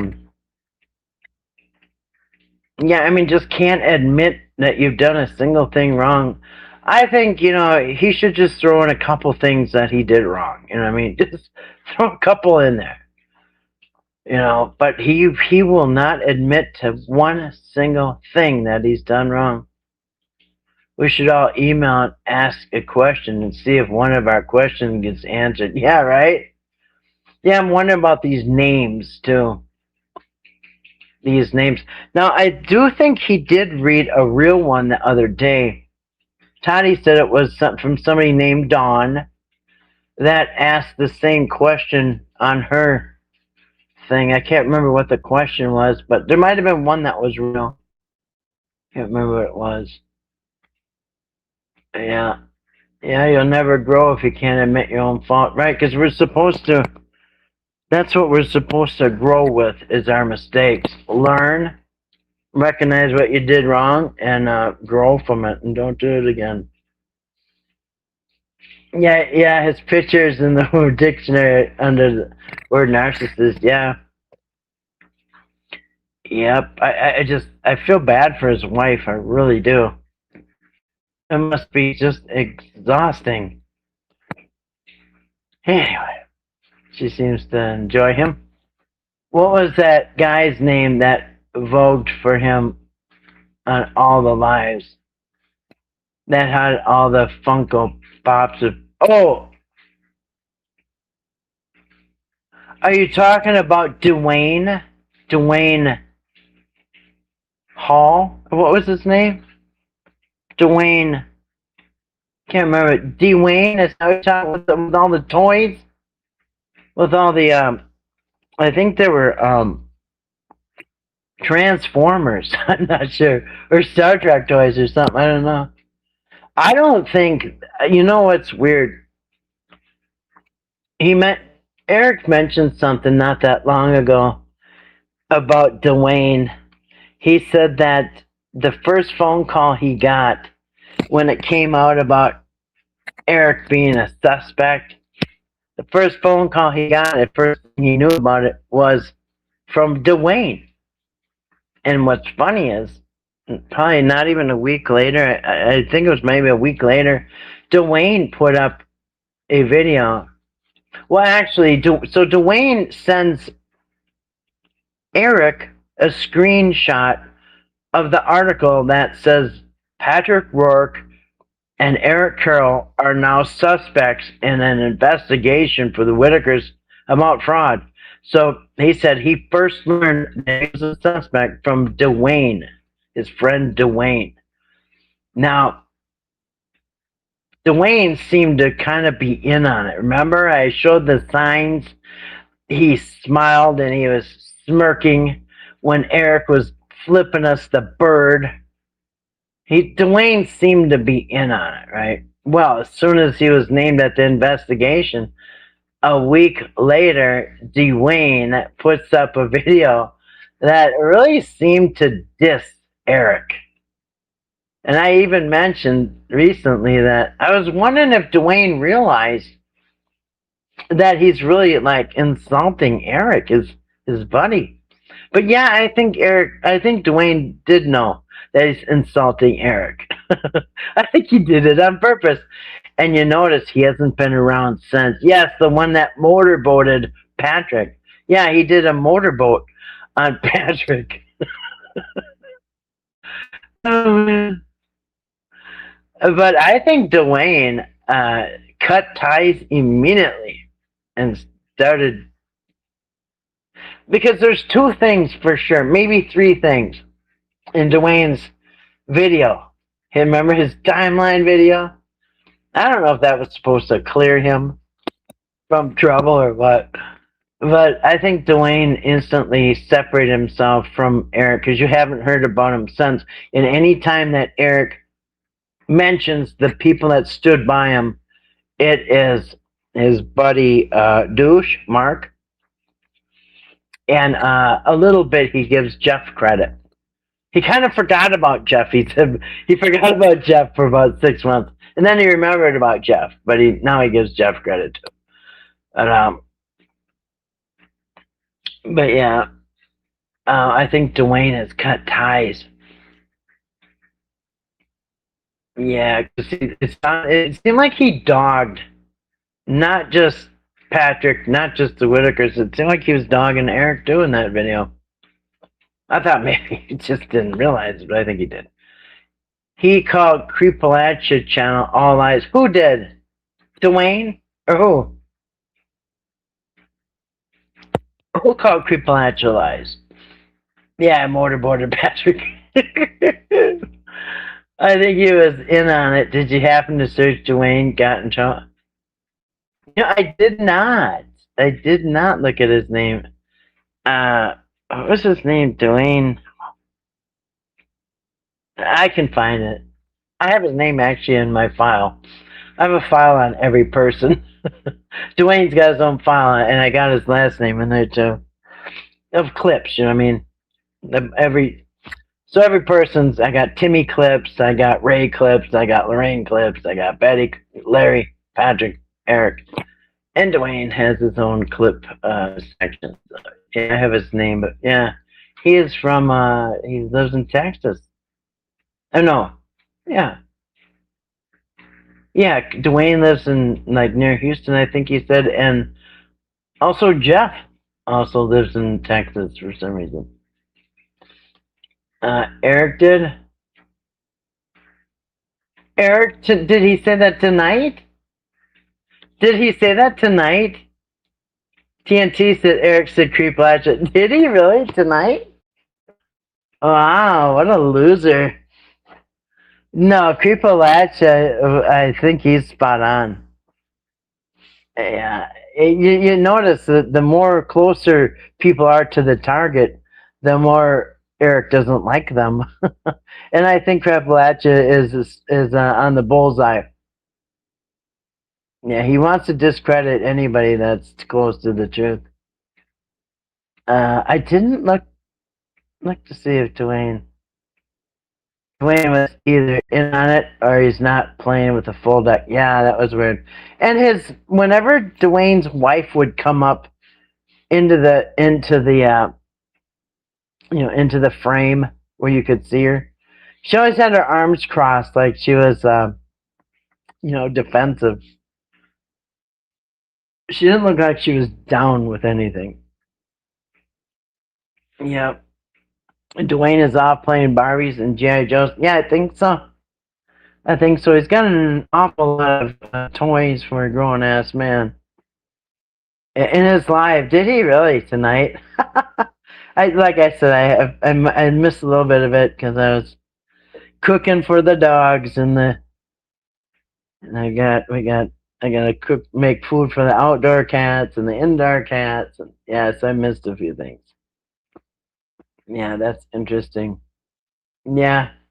Um, did he say specifically what Creepalachia, what he was lying about? Did he just call him a liar, or did he say what he was supposedly lying about? Because yeah, I don't know. I think he's been pretty spot on. I started watching Creepalachia last year.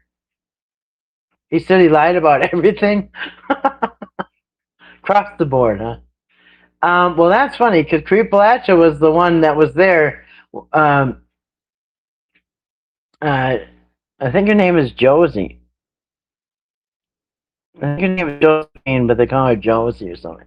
She was there when the court doors opened up and Patrick came out in handcuffs and did the perp walk. So he's obviously, you know, he's obviously in the know about more things probably than Eric.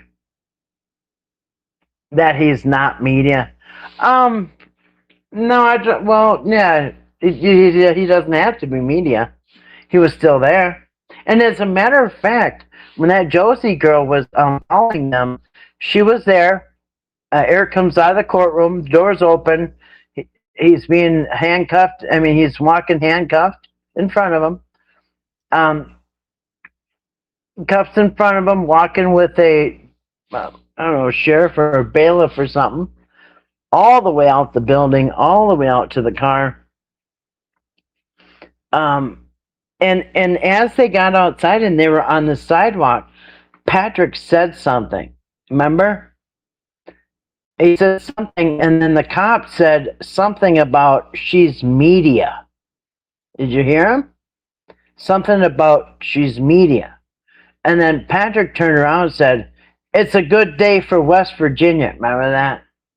But that cop vouched for her and said, "Well, she's media," or something like that. So yeah, actually, the cop called her media. Yeah. He said what he put up on his channel is mostly not truthful.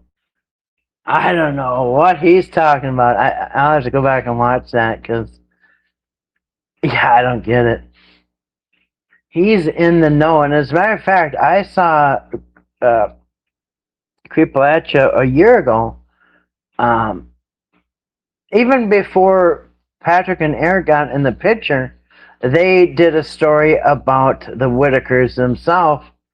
Even when Mark Lyda was still in the picture, they did a video about the fundraiser and about the family, and they had a lady on there that was a really good artist, and she was telling stories about, you know, the Whitakers and the town and stuff.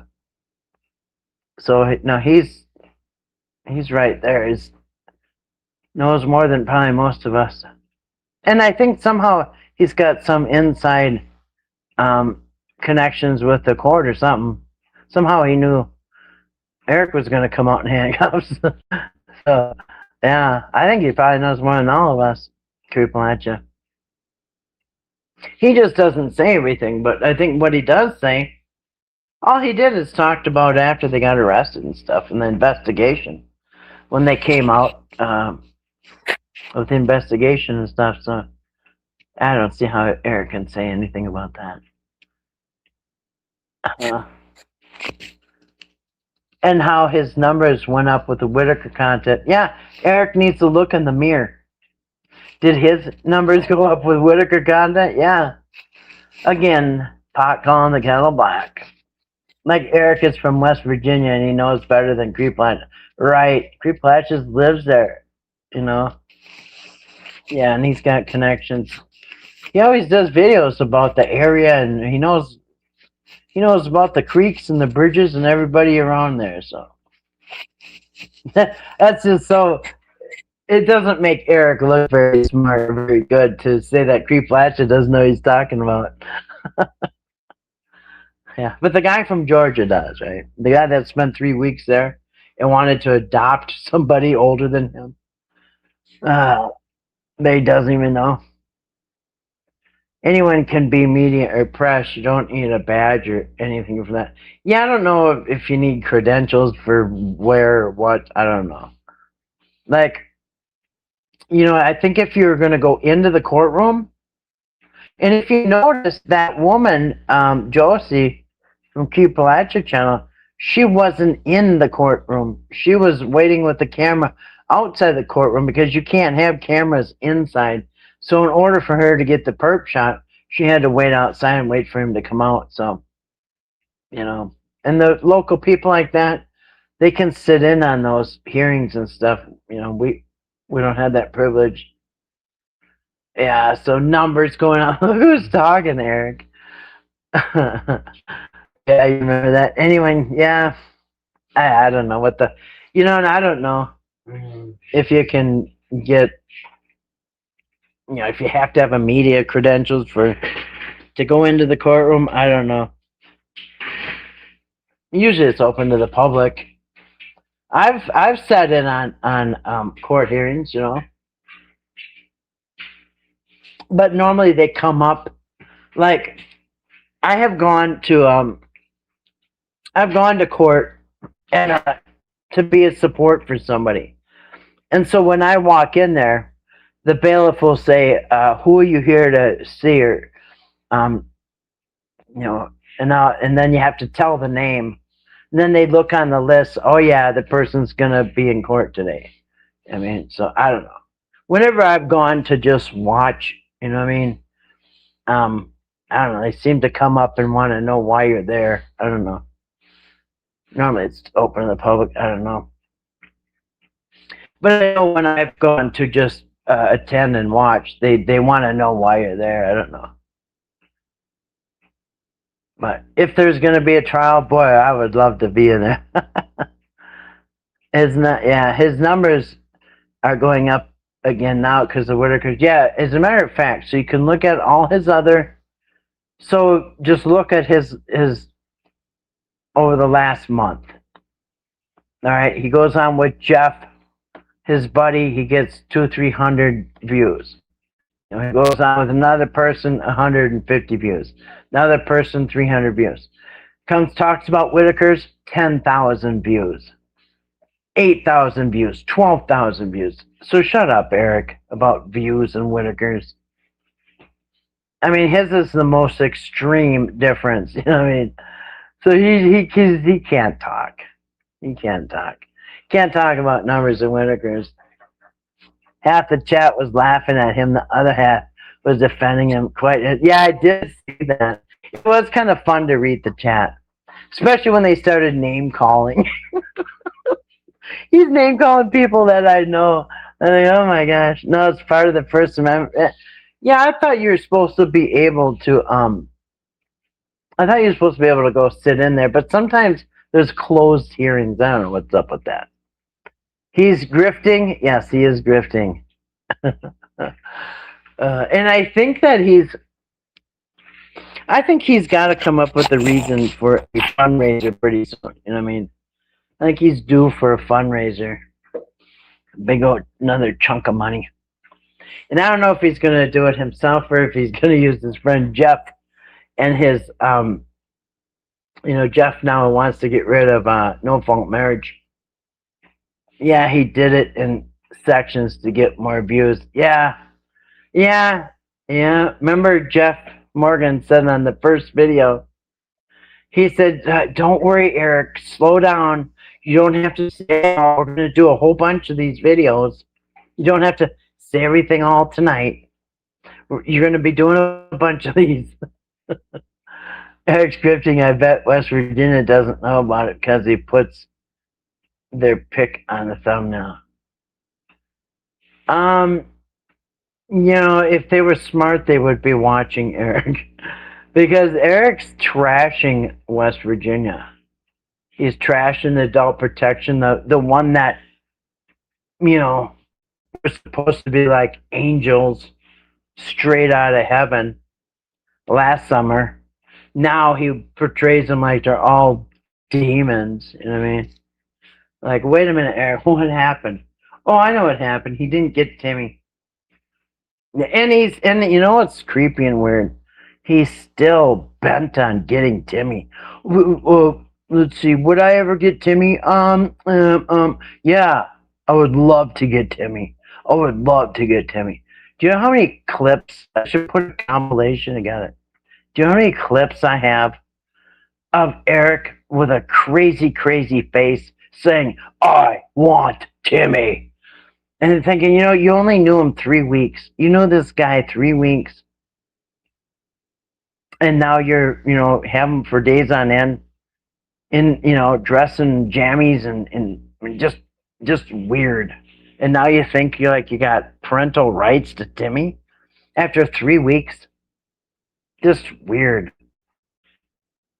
And also, it's just weird how he took control over that family, like dominated them. He was yelling at Larry for not fixing the toilet and yelling at Larry for letting BJ drive the vehicle without a license.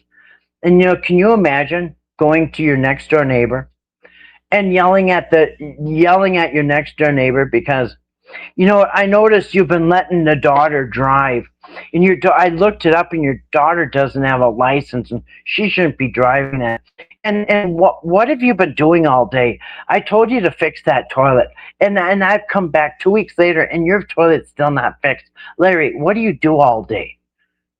I'm thinking, dude, most men would have pounded him in the ground like, how dare you come up to on my porch and ask me what the hell do I do all day? Just unbelievable. But Eric knew he could get away with it because these are vulnerable adults. Okay, none of these mentally challenged people are going to stand up in Eric's face and scream back at him. Betty and Larry don't even have it in them. They don't even know how to get in somebody's face and scream.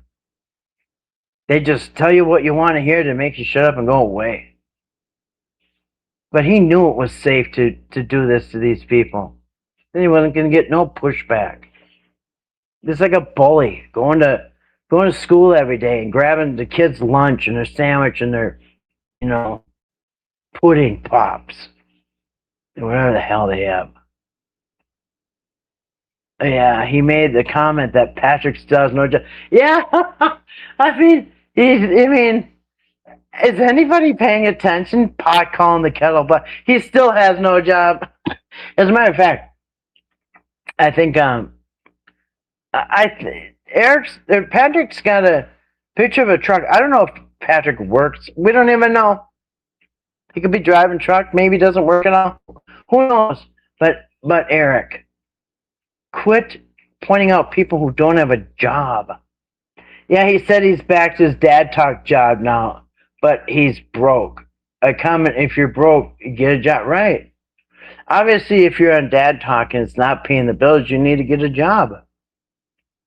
Because a lot of people can't survive on just YouTube. You know what I mean? If you can survive on just YouTube, you're doing really well.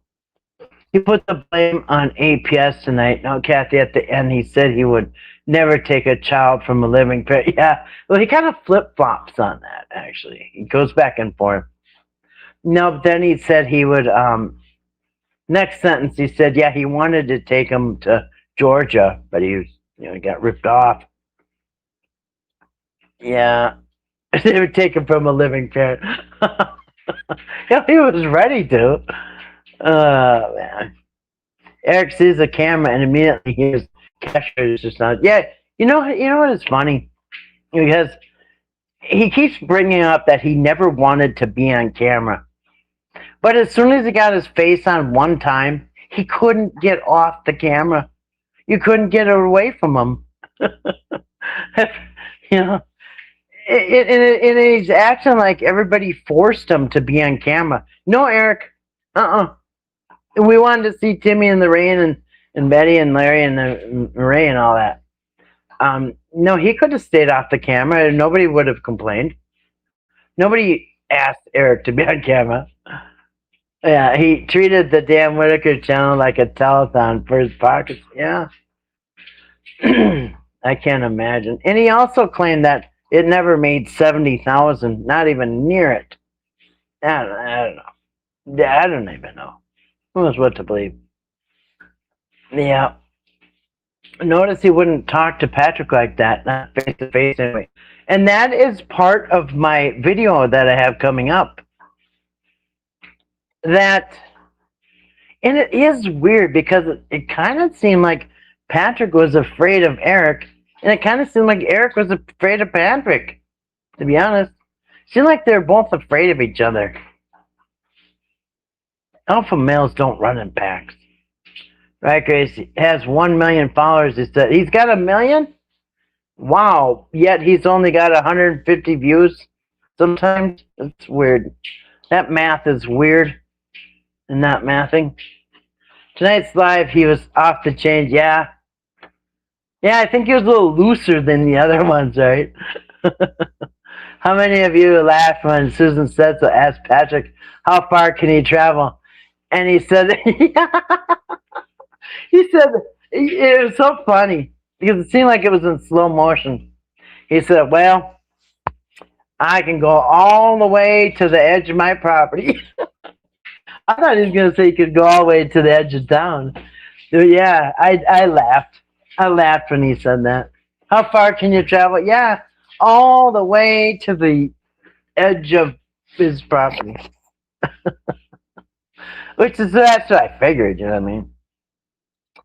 He said his most accomplishing thing was taking Ray. Yeah, and that did nothing. Absolutely nothing. In fact, I did a video showing that like 6 hours later, Ray couldn't even walk leaving Aldi's. Because Eric, after that, he left and he was in the comment section while Patrick took Ray and the rest of the Whitakers to Aldi's, right? And after they left Aldi's, this is the same day as the urgent care. Later that day, after Ray left the urgent care with his cream for his leg, he couldn't even walk leaving Aldi's just a few hours later. In fact, Patrick and I think Larry, I don't know, two men were walking basically like buddy carrying Ray to the truck. You know, like when a football player gets hurt on the field and they have two people to help the guy off the field.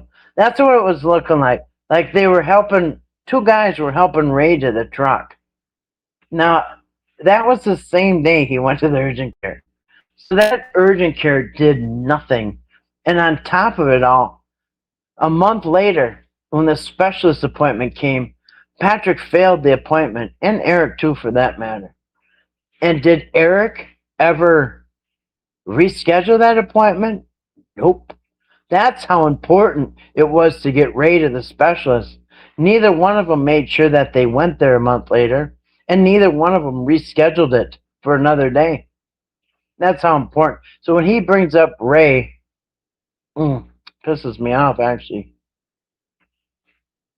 Okay, the donations that came up added to 670,000.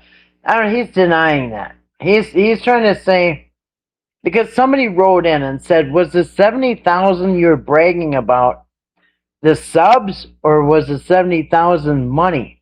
And he's like, oh, it never made $70,000. It must be talking about the sub count. I don't know. That conversation was about money. If you read it, yeah, they put a Band-Aid on it. He basically put Bengay on it, and then he wanted to get like a Nobel Peace Prize or something, you know what I mean? Oh, look at Eric. Yeah, we should give him some type of a award, which actually did more damage than good, because it made him wait another month for nothing. So nobody brought him for another month because he was supposed to go to a specialist. Yeah, it did nothing. Nothing. Some over-the-counter ointment that wore off within 2 or 3 hours. And in fact, they already had cream for his knee. Because in Mark's soft white underbelly, and this is another thing, Eric says, well, every time after that, whenever Ray saw me, he's like, hey, there's the man that fixed my knee. And then he always pulled his pants leg up and showed me his knee because he knew I was the one who cared about him. Well, wait a minute, Eric. Years before you showed up, he was showing his knee to every single person that came. He showed it to Mark later, to his buddy. He even showed his knee to that lady, the pretty lady that Ray was attracted to. Mark's assistant. Even her, he showed the knee to. He showed the knee to everybody, but yeah, no, yeah, he wants to take credit for that. But back then, there was this was years ago. Mark was there, and right inside the door, BJ was rubbing the ointment on Ray's knee. And she said, oh, he'll be out in a minute, just a minute. We got to rub ointment on his knee. That was BJ rubbing ointment on his knee probably 3 years ago. And then they said, yeah, Ray, come on out. She said, hold on, we're putting the ointment on his knees. So yeah, he already had the ointment. Might have been filling out the situation for how easy it'd be to get their documentation, Social Security, medical card. And you know what? I think there is a connection there. Because the day, and this is funny because remember I just told you how Dwayne was giving like backhanded compliments. It seemed like he had turned on Eric with that video. Well, one of the things that was in Dwayne's video that seemed kind of against Eric, one of the things he put in there, he showed a scene that Eric asked Dwayne to cut out this scene. And Dwayne showed the scene that he cut out. Because I guess Dwayne was doing the editing or something. So Eric asked Dwayne to cut out the scene when they're in the truck going to the urgent care. And I have that clip. I have the clip. But he told him to cut that part out because in the truck, Patrick and Eric were talking back and forth. Well, what does he need to see the doctor? And Patrick is saying he doesn't need anything. And right before they left, I even have the picture of that on one of my thumbnails. Betty was saying that she has Ray's Social Security card. And they said, no, we don't need that.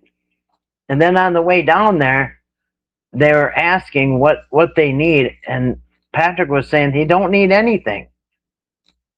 They'll just give him his name. He's in the system, whatever. Well, why did Eric want Dwayne to cut that out? You know what I mean? Hey, Betty from Canada. Welcome. Good to see you.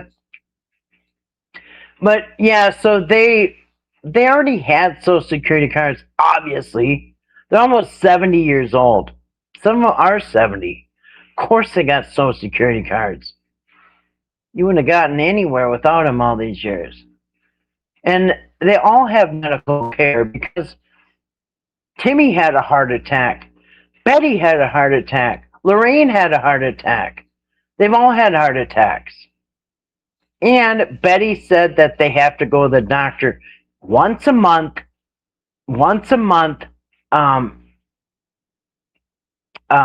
Larry has to drive them to the doctor.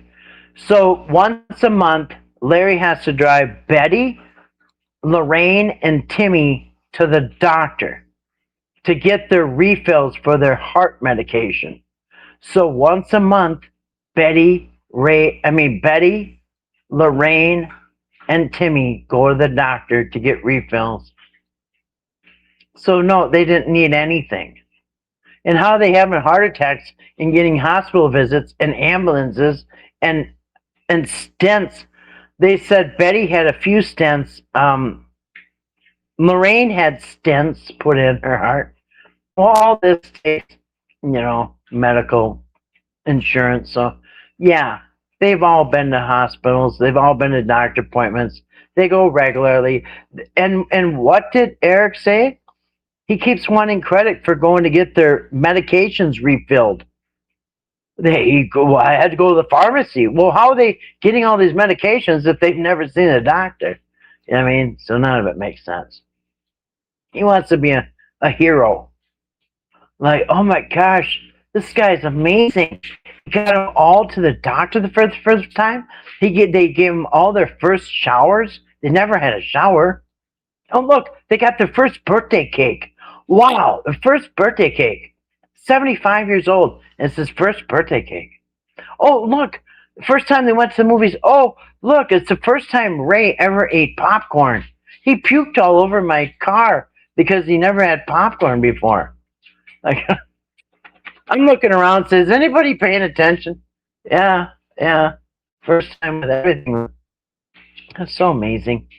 Yeah, there a video on Mark's channel where BJ was putting cream on it. Yeah, you saw that, right? Yeah, there is one where and this was years before Eric came, where BJ was putting cream on Ray's knee. Yeah, you saw it too. Yeah, it's there. Yep. Yeah. So they had all that. Listen, Eric needed all those documents for his adoption, right? He's going to take legal care or legal authority over the three. And he's the one that needed it. And he could pretend he's getting it for all, but he really wanted Timmy's Social Security card, Timmy's birth certificate, Timmy's papers. He didn't want to adopt all of them. He even said the other two are just too hard. Ray is too much of a handful. Lorraine, she's a handful. Timmy's easy. I can shoot videos, put him in the corner with a bologna sandwich when I'm done, and I can go do my own thing. That's why he wants them. I did a video about it.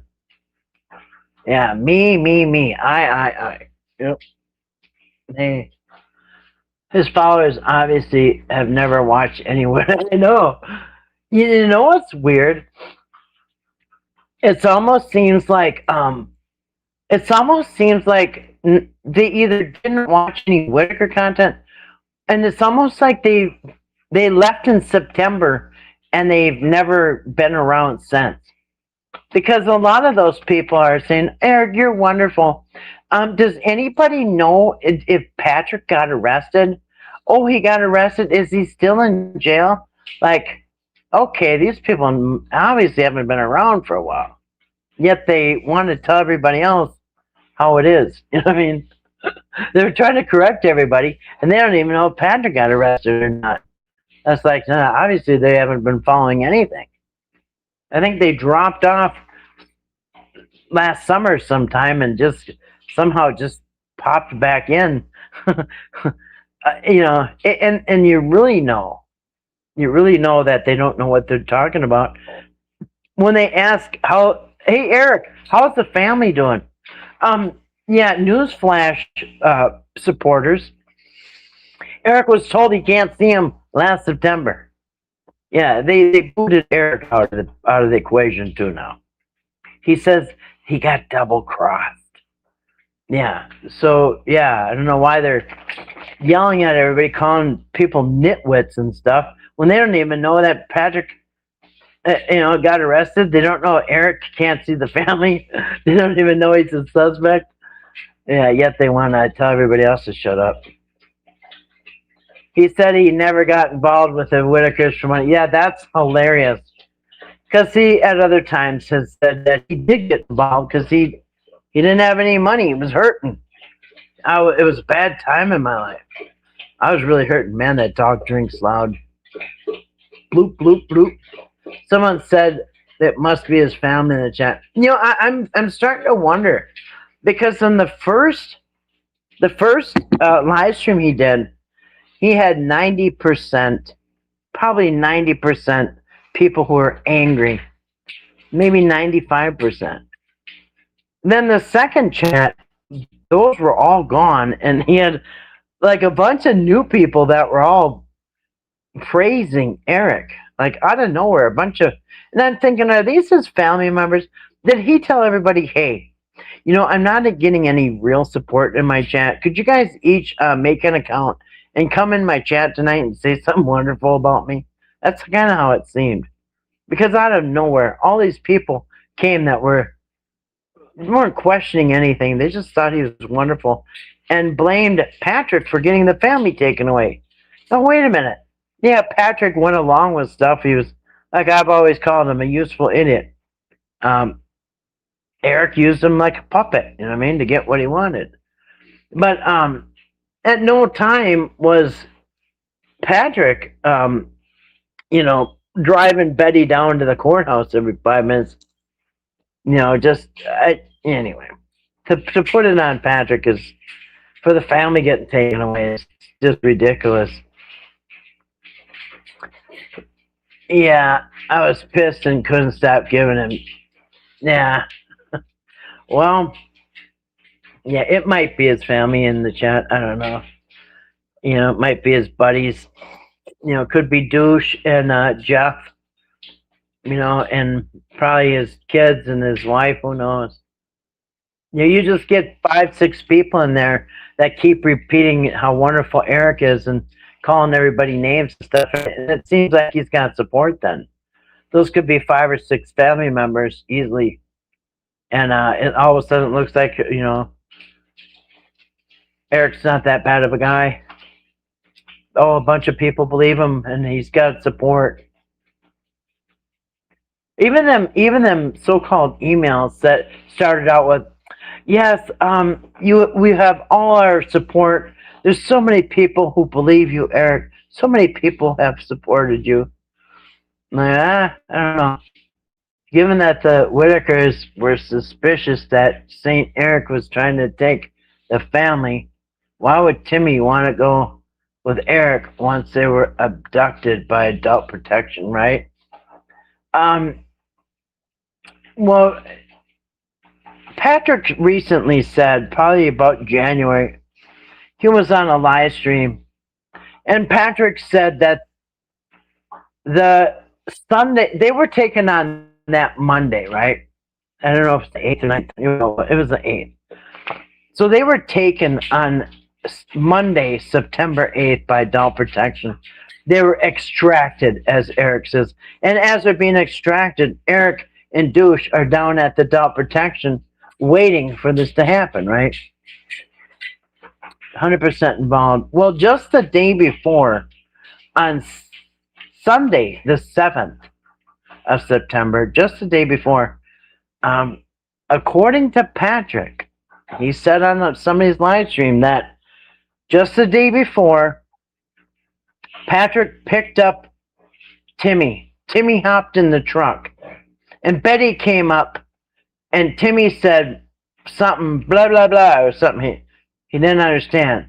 And Betty said something back, blah, blah, blah. And Patrick didn't know what they said. And Patrick asked Betty, what did Timmy just say? Because he seemed upset. And Betty said, according to Patrick, Betty said, Timmy said, I don't want to go with Eric no more. Remember that? He had that. Patrick said that just the day before they were taken. Timmy was afraid that Eric was going to come back and get him. And he was telling Betty, don't let Eric take me no more. That's what Eric said. Going to wish everyone a good, peaceful night. Thank you for your research. Talk to you. Thanks, Tie-Dye Gammy. Good to see you tonight. Appreciate you coming in. It's very late. I know that. It's 1 o'clock here. It'd be 2 o'clock East Coast. And I know it's late. They were saying every time us haters commented that we were paying him. Yeah, just like those. Remember Patrick told everybody for every angry face that he got $1 for every angry comment or something like that. Whatever makes him feel better. Night Gammy. Yeah. So I don't know. I mean, again, they say that engagement in the chat. I guess I don't know. It counts somehow, like the amount of engagement. But no, you don't get $1 for every angry comment or every angry face. But yeah, I don't know about that.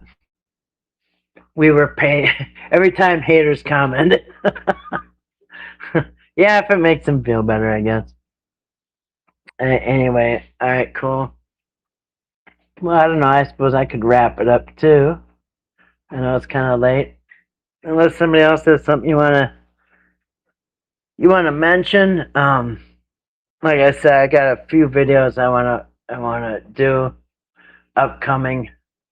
Like I said, that damn air conditioner. I can't believe he's still talking about that because yeah, I got a lot to say about that. I'm gonna do a video on it. And what else? Can't remember what the other thing was, but yeah, interesting. Well, I don't know if he. Hey, what are you doing? Hey, they might have to go out. Larry was upset with good reason that Eric was going to have the family split apart. Eric kept saying, yeah. Everybody was saying, hey, he's trying to get your family torn apart. No, I'm not. And then when he didn't get Timmy on that Friday, he said, you know what? They all told me I was trying to tear the family apart, but now I'm going to do it. I have that clip. He talked about getting money from ATM to pay water so he already had an account, right? Okay, so why did he go to the ATM and get some money for the Winnikers? He could have went to the bank in Beckley, go to Chase Bank, and tell Betty, hey, let's go, let's put money into your account, and we'll take the taxes out, or take the taxes out yourself, or whatever. But yeah, he couldn't somehow get them. They keep saying, well, we had to get that, that account set up for them, trust account, yeah. In case they die, and we need burial plots for everybody. When they practically own their own damn cemetery, you know what I mean? Yeah, burial plots. Oh my God. I mean, I know there was probably a bunch of people along with me thinking every time he was making things more complicated and more complicated and more complicated. And I'm sure there's probably a bunch of people just like me saying, wait a minute. He told on himself because all the money was there and not separate. Yeah. Then he was saying that I didn't want to hold on to their money. But wait a minute, Eric. You just told us, and I have clips of it where I just showed it. I just showed it in my old videos I just did a couple of days ago. I just showed the text where he said, send me the Whitaker's money. Yeah, send me the Whitaker's money so I can hang on to it. And now he's trying to say, I never wanted the Whitaker's money. We have texts that you text to Patrick. Patrick, send me that Facebook money. Send me the Whitakers. What else do we have? Hey, Eric, can you borrow me $4,000 of the Whitakers money? And he's acting like all appalled, like, can you guys believe it? He wanted $4,000 of the Whitakers money to work on his house. And when I gave it to him, he didn't even spend it on that. Wait a minute, Eric. If you're so appalled, when he asked for $4,000 of Whitaker's money, you should have said, hell no. I can't give you their money. Patrick, I gave you $9,000. He said that. I gave you $9,000. Where's that? Okay, I'll give you $4,000 of the Whitaker's money. Wait a minute. Yeah, it is. Yeah, he don't realize it, but he spills the beans. He gives lots of information, and it lots of times contradicts with his last live stream. Yep. He said he paid the bill with the leftover money that Patrick had from Patrick's video. Eric only had 100. He paid the bill. The water bill? This is what he said, and this is what he said more than once, but he's, they don't want us to know about the July 21st payment. That was the payment. That was their first payment. Okay, $660 water bill. 2 cans of snuff. I don't know, what's that, $20 or whatever. I don't know how much it is. And then $250 on a gift card. That was, he said, about $1,000. 667, 68, 69. Yeah, so a little under $1,000. Okay, well, they had 6,700 coming that month. Where's the other 5,700? Oh, that's right. You borrowed it to Patrick. Can you believe he asked me for the money? Yeah, and then I gave it to him. Like, all right, no. Mr. In charge of the money, Mr. Boss. No. If somebody asked me, hey, can I have the co-worker's paycheck? I'd say, hell no. I can't give you their paycheck. What are you, nuts? No, he says, oh, okay. Here it is. And then he wants everybody to feel bad for him. You guys, can you believe that? He asked me, and I did it. He's the only one that announced that the investigation's over. Yeah, he is the only one announcing it. I don't see anybody else announcing it. He said he paid the bill with leftover money. Eric only had 100. The first trip he only had $100, but somehow he bought an air conditioner for $250. I don't know how he got home with no gas. You know what I mean? Yeah, none of it made sense. Yeah, he was sure critical of Mark giving them their money. Yeah. Yep, and he always goes over that GoFundMe story, how it saved him.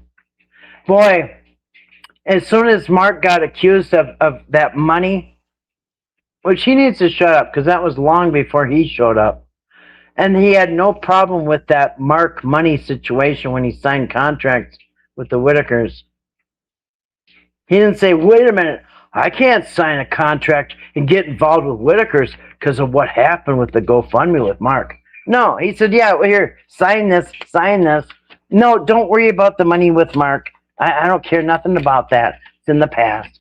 And then as soon as something goes wrong, he's like, oh, man, do you guys remember about that money with Mark? Yeah, you knew about that. And not only is that in the past, but it was all accounted for. So in one breath, in one sentence, he tells you how the GoFundMe page saved Mark because it put him in the clear.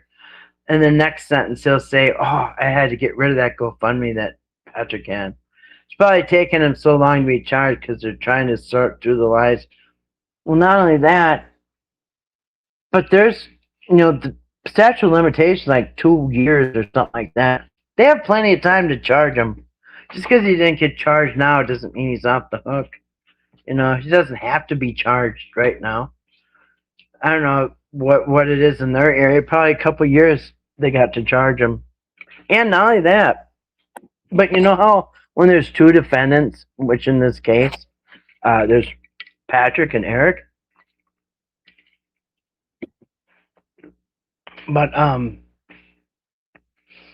But sometimes they will see what happens to the first one in court. Like they're going to put Patrick through court, right? And they're going to see how it turns out, like how much he has to go to prison or doesn't or whatever. So sometimes they'll wait for the first one to get processed through the court, right? Then they'll know what to do with Eric, right? Maybe like get as much out of him as they possibly can to prosecute Patrick. And then once Patrick's done being processed, then they'll turn their sights on Eric. He says they're double crossers, so who knows? Someone said do interview with SW, and he said he couldn't fly out there. Who? Eric? Someone told Eric to do an interview with Soft White Underbelly. You see, he couldn't do that because I think, I don't know, there was something funny about that. Because there was one time where Eric, he was talking to one of his buddies on Dad Talk. It wasn't even about the Whitakers, but he did mention that remember they said remember they said are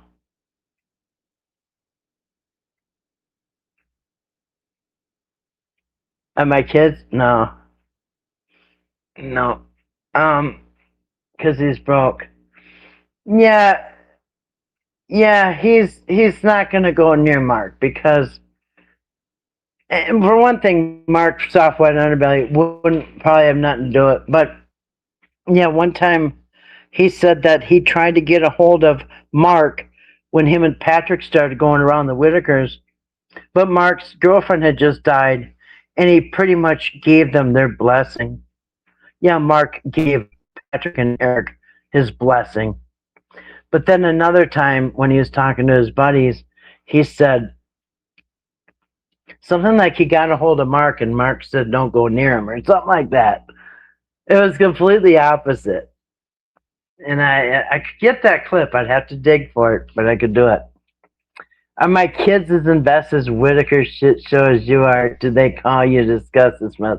No, they don't. My kids don't do YouTube at all. No. My son has been in the chat once in a while. Not recently though. Probably it's been a year. So, it's been a while. Once in a while, my son will be in the chat. Once in a while, my ex-husband will be in the chat. And once in a while, my sister has been in the chat. So my sister has been on here, my son has been on here, and my ex-husband has been on here, but it's been a really long time. I don't think they've been around since the Whitaker stuff. They were here before that. But no, I don't think they... Well, actually, I'll take that back. They know about Whitakers. My grandkids even know about Whitakers. My grandkids are in their 20s right now, so they know about Whitakers. But no, I don't think they follow him, no. The state of West Virginia regrets the day Eric came to town. Well, you know what? I wish they would make an example out of Eric. Because, you know, what if Eric doesn't get charged, what they have left is to show everybody that, yeah, you know, our problems come within our own state. You know what I mean? It's not from outsiders like Eric from Georgia. No, our criminals come from our own state. You know what I mean? I don't think it's going to look good for West Virginia if only their own people are prosecuted. You know what I mean? Like Patrick. But I don't know. I would have thought that they would have charged Eric for coming into their state and making them all look like a bunch of idiots down at the APS and a bunch of idiots at the courthouse. And he did. I believe Eric made them all look terrible. He shed a horrible light on the family. He shed a horrible light on West Virginia. He made Beckley look bad. I think Eric, because before all this happened, before Eric, before Patrick, I don't think anybody thought bad about West Virginia, and I don't think anybody thought bad about Beckley or Odd West Virginia. You know, I don't think anybody really thought bad about Whitakers. You know, like the thing about the money with BJ, yeah, that was a bad note. You know what I mean? But overall, yeah, I don't think anybody really looked bad until now. Now Eric comes in, and it looks like The court systems are shady. The APS can be bought with pizzas and gas or whatever. What do you buy? Lunch and gas. Um, Everybody can be manipulated like idiots. Um, I just don't see how they will just let him go free and kind of made everybody look bad. You know what I mean? I would just probably make sure that he gets prosecuted too, just to make it look like it's not all our problem. Right? I'm sure they regret the day Eric came in because before that they didn't have a problem. Um, even the videos with Mark Soft White Underbelly, he didn't make Whitaker's look bad. In fact, he made him look human. You know what I mean? Because if everybody was thinking that they're terrible, oh, look at them. They're having fun and they're at the carnival. They're on rides. They're shopping for watermelons at Walmart. Look at them. They're buying stuff. Um, Eric had him bowling, and Eric had him at the hair salon. Eric did. I mean, not Eric, but Mark did all these things first. And then Eric copied it. Eric did the bowling out. Eric did all the things he copied Mark of. But, when they were with Mark, they were happy, showed a human side to each one of them. And he was very respectful to every single one of them. Treated them like humans, you know what I mean? I think Eric treated them like, I don't know, like something in a zoo, you know what I mean? Something on display. Yeah. But yet he's going to Crime Con this weekend in Vegas. Eric is? What is Crime Con? He's not innocent, no. Eric is going to a convention in Las Vegas? Eric is? Oh, I thought he was broke. He kind of goes back and forth on that, huh? Must not be broke if you got a trip to Vegas coming up to Crime Con or whatever. Well, is he broke or isn't he broke? Yeah. Yeah. They said they invited him. Biggest true crime event. He said that CrimeCon invited him personally.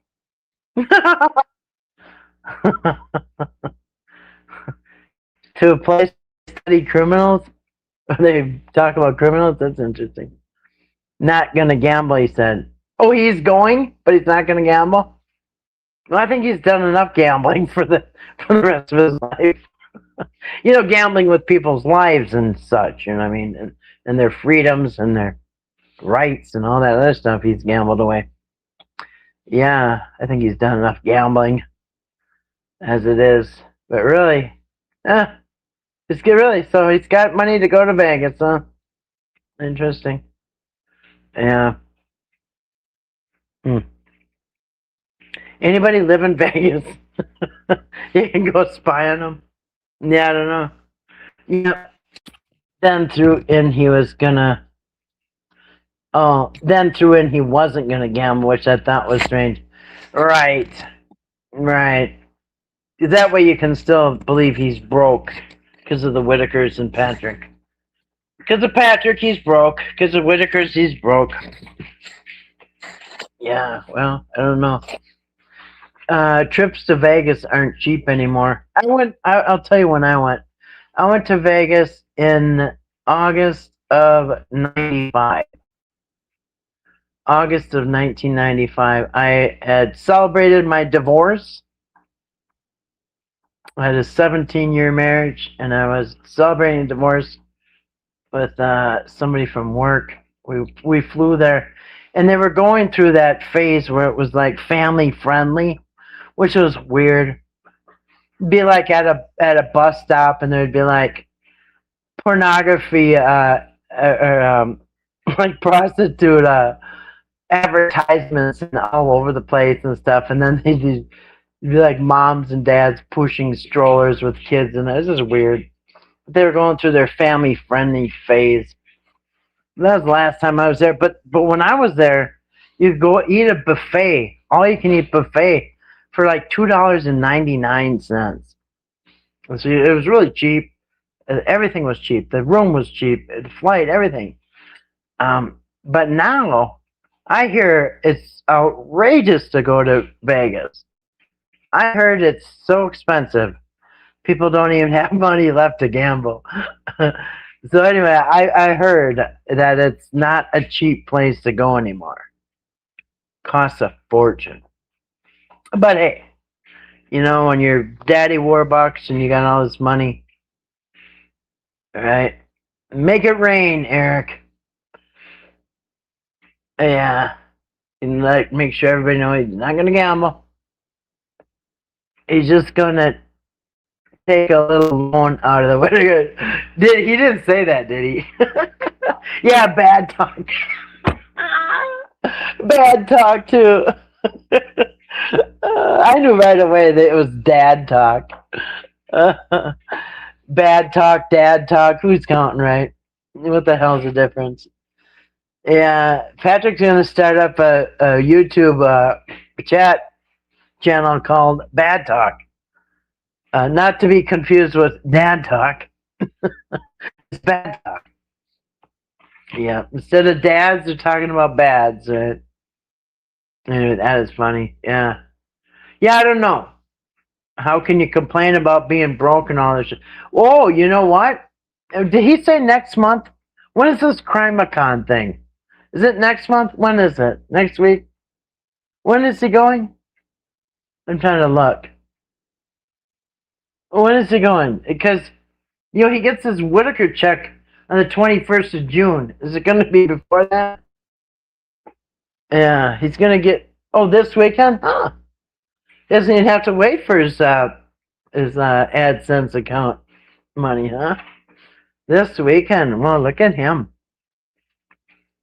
Yep, can't hold him back. Maybe his friend Jeff Morgan can go with and hold the camera. You know, he can pay him to hold the camera as he does. Or maybe his other friend, Douche, also known as Jeff. Maybe he can go. Or, no, what's his name? Mark. Yeah, well, must be rough, huh?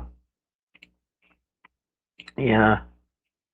Well, I hope he doesn't ask for money anytime soon, because how is going to this CrimeCon thing necessary for his, air quotes, job at Bad Talk? I mean, Dead Talk. Hey, Betty. Did I say hi to you, Betty? Anyway, I hope you're doing well. Hope everyone is. Yeah. So, well, is he bringing his wife, or is it just guy weekend? another weekend with the guys. Said they invited him. That's a lie. CrimeCon is a huge deal. Tickets are $409. That's a strange amount. $409. What that's code for? Now, why would they invite him? He has nothing to do with the crime community. You know what I mean? That makes no sense. It's not like it's about dads. You can half-ass believe it if it was something about dads, you know. I picture him walking the streets of Vegas like he's some kind of a star. Camera crew and all that shit. Maybe he can give us some videos. Oh, weird. Yeah, well, I don't see how that's connected to dad talk, crime stuff. I mean, there's a lot of crime channels, true crime channels, so I would believe it if it was a crime channel, but he's not a crime channel. They invited him. Oh, he's really important. Who doesn't want him at their conference, right? Yeah, I don't know. Yeah, but it's what I've heard. It's really expensive to go to Vegas now, so I don't know. He recently committed a crime.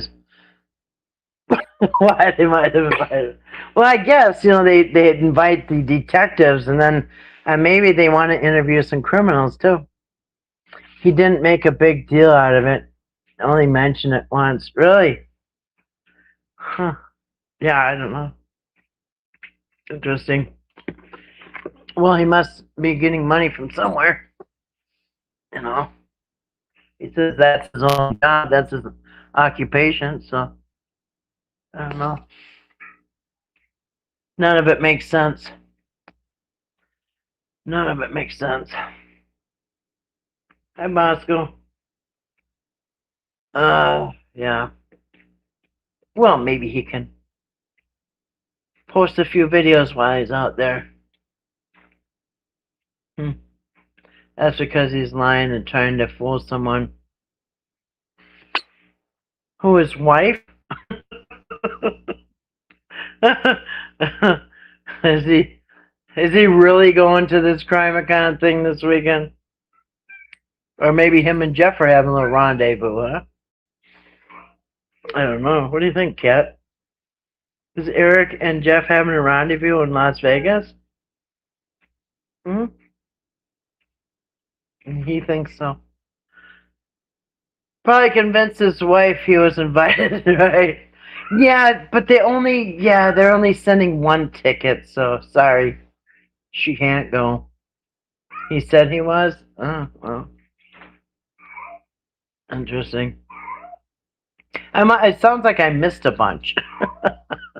He does say a lot. He does talk a lot. But yeah, I missed a little bit. I was planting that pear tree, and I was trying to water it and stuff. I'm going to hook my hose up so I don't have to keep hauling gallons of water. Man, I'll have to listen to it again because it sounds like I missed a few things. Oh, was that the end? Oh, okay. I did shut it off at the end, yeah. I missed about the last 15 minutes. I was getting the live stream ready. I'm hoping he was going to stop talking pretty soon. Well, Eric the world traveler, you know. Yeah. Anyway, it's funny because he always tells on himself. Well, yeah. But I think the wife has to always stay at home. Because he said that she has to stay home and hold down the fort. You know, in other words, keep going to work every day to pay the bills. But I don't know, because I think their kids are older. I don't know what the hell's going on over there, but yeah, I don't know. She's some reason she always has to stay home. I'm not sure why.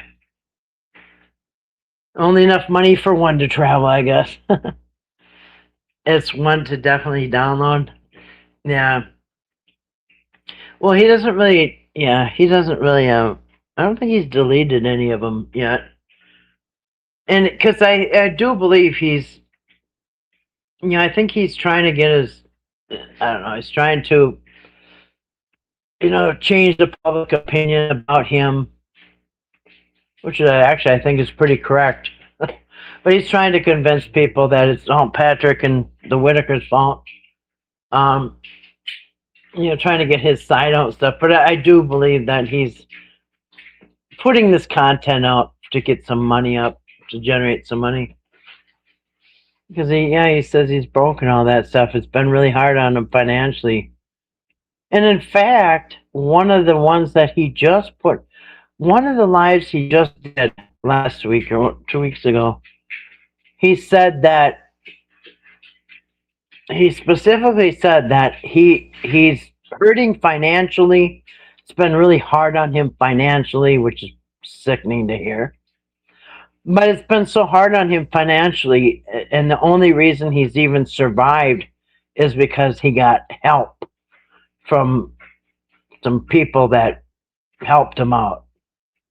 I don't know if that's his in-laws or who it is, but somebody's helped him financially. He mentioned that. But now all of a sudden he's got money to go to Vegas. Interesting. Yeah. Yeah.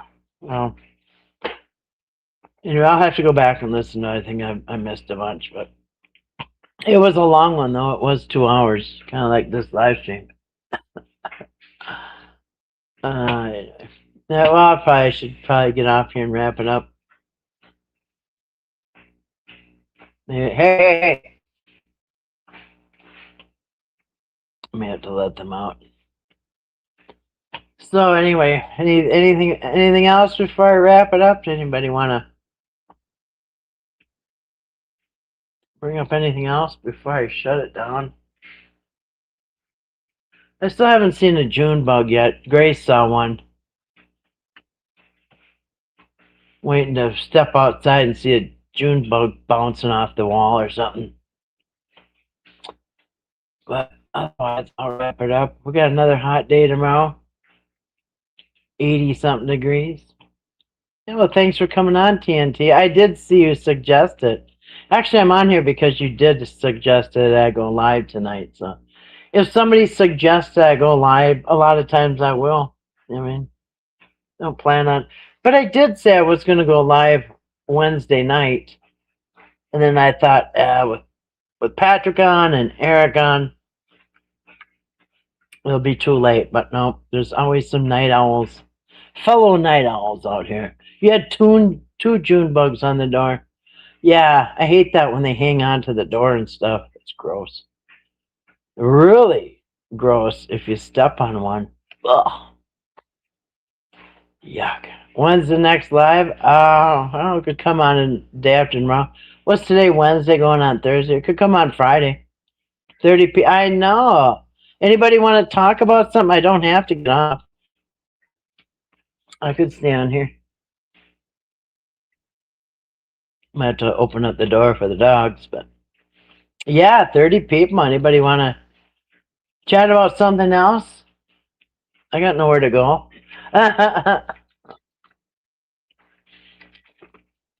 My tumbler number 1 with the straw is still 3/4 of the way full. I don't even need to take a break yet. How long have I been on here? About 3 hours? Yeah. Yeah. We'll come up with another subject, another thing. Hey, I might have to open the doors. Yeah, I'll chat. I will. I'll talk all night. That's right. I have done that many times. Yeah, I used to come on at 11 o'clock at night after working all day. And then I'd be on until about 2 in the morning. And I'd have to keep saying, you guys, I got to work in the morning. I got to get off of here. And then I'd talk some more, and it'd be 4 o'clock in the morning. I'd say, you guys, I got to get up in like 3 hours. Has anyone watched the Natalia story? Is that the one where the girl crashed the boyfriend into the wall with her car and killed the 2 people? Is that the one? Amtrak went by a few minutes ago. Amtrak? You got an Amtrak? Yeah, they go fast. We've seen quite a few sunrises. Yeah. Good night, say.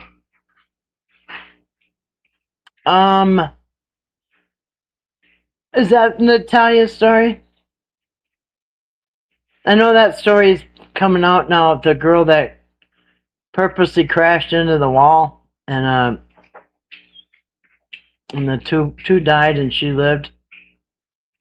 Yeah, creepy looking at night. What is the Amtrak? Yeah. Yeah, they go fast, man. You know, it's funny because there seem to have been a bunch of Amtrak crashes, and then I haven't seen one in a long time, thank God. But yeah, I don't know. They seem interesting. They got the sleeper cars, and they got. But my friend just took one of them, and it was expensive. You know, if you wanted a car, it was really expensive. Anyway, it seemed like the prices have gone up on those Amtrak rides. Mackenzie Shrilla. No, this is the girl who had was adopted, but they think she was actually an adult. Somebody that pretended to be a kid and was adopted. I remember a story about that, where an adult wanted to get adopted, and some people adopted her and found out she was a grown ass woman. It was someone that studied body language because he acts guilty. Really? You guys ever watch? There's a Jesus Enrique Rosas. That's his name. He's a body language guy. Jesus Enrique Rosas. That's how he says his name. And if you say it like that, it will come up on YouTube. But he's got a body language channel. I like him. Jesus Enrique Rosas. He's pretty good. Her name was Mackenzie. Strongville is only about 30 miles from me. Really? Strongville? Huh. Her name was Mackenzie. Huh. My son and I took one to New Orleans last summer. Was it expensive? And did you get one with a sleeper car in it, or was it just a day trip? Huh. Yeah, they're all odd, all of them. In odd West Virginia? Hard to believe that Natalia Grace thing is real life, so bizarre. I don't know if I know that case. Huh. Natalia. I don't know. Some of the stories kind of seem fake on TV, you know what I mean? Some of them I wonder if they even are real, you know what I mean?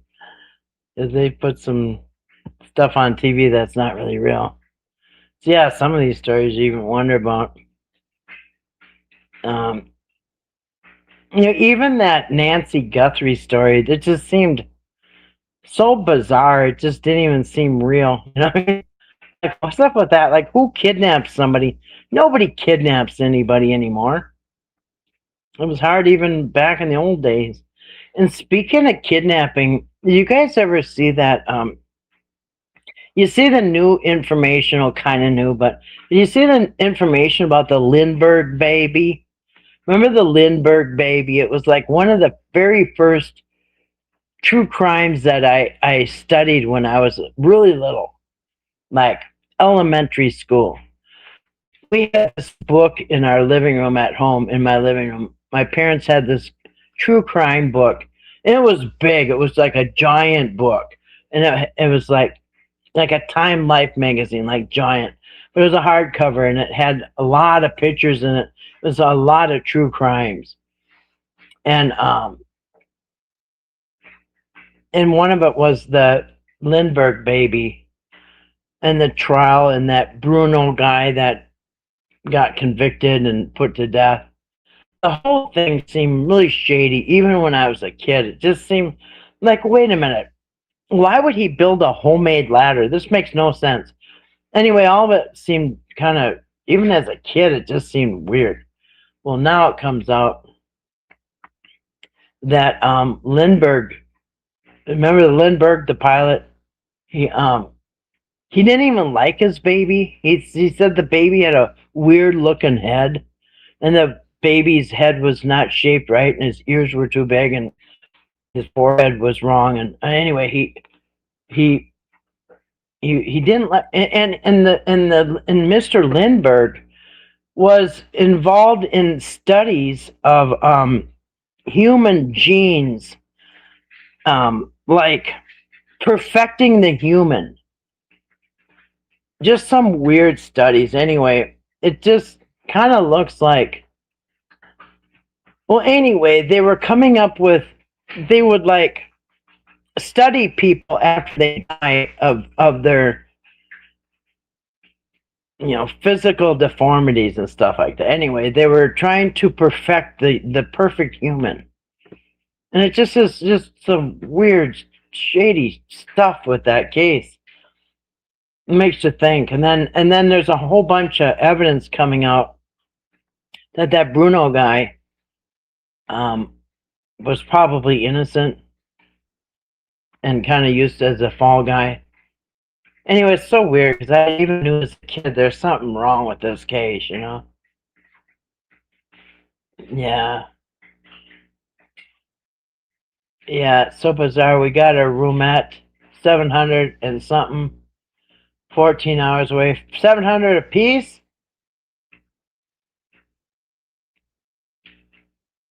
Or for all ya? Yeah, the girl that smashed the car into the brick wall was from Strong. Oh, yeah. Yeah, I thought that's the case they're talking about. Yeah, because I think she's in the news right now. Natalia was on Dr. Phil. Really? Huh. She's a dwarf that maybe or maybe not pretended to be a kid, and they put her up in an apartment at maybe potentially 12 or something. She changed her birth certificate to say she was an adult. Well, I don't know if that's the same case. I do remember somebody that got adopted by people, and the adoptive parents found out that this was a grown ass adult they adopted that was acting like a kid. Remember that? My brother ordered a rug, but it never showed up. He called the company and was told the computer had it listed as being shipped in 1889. Really? Oh, that's late. Who knows? Yeah. Yeah, stagecoach must be running behind. Did you see Pam Bondi got thyroid cancer? I guess Karma caught up to her. I don't know who that is either. I'm really out of the loop. I don't have a TV or anything, so a lot of this is not my wheelhouse. As they say. No, who is Pam Bondi? Eugenics. Yes, thank you, Kiwi. Yeah, eugenics. That's what it is. Yeah, and then yeah, it was just so weird. That's a real rabbit hole now. That whole Limburg baby thing is weird. No, for the roomette, just two of us. Oh, 700 for the roomette? Okay. Well, if it's worth it. That dang Y2K is. Yeah, I remember that. So, I remember a New Year's 1999. New Year's, it was supposed to, all hell was supposed to break loose. Kind of like the end of the world or something. Armageddon. Because the computers didn't know what to do when it turned to 2000, right? Remember that? So New Year's 1999, they didn't know if all the police radios were going to go out. Was the radio even going to work? Was the TV stations going to work? Was our bank accounts going to shut down?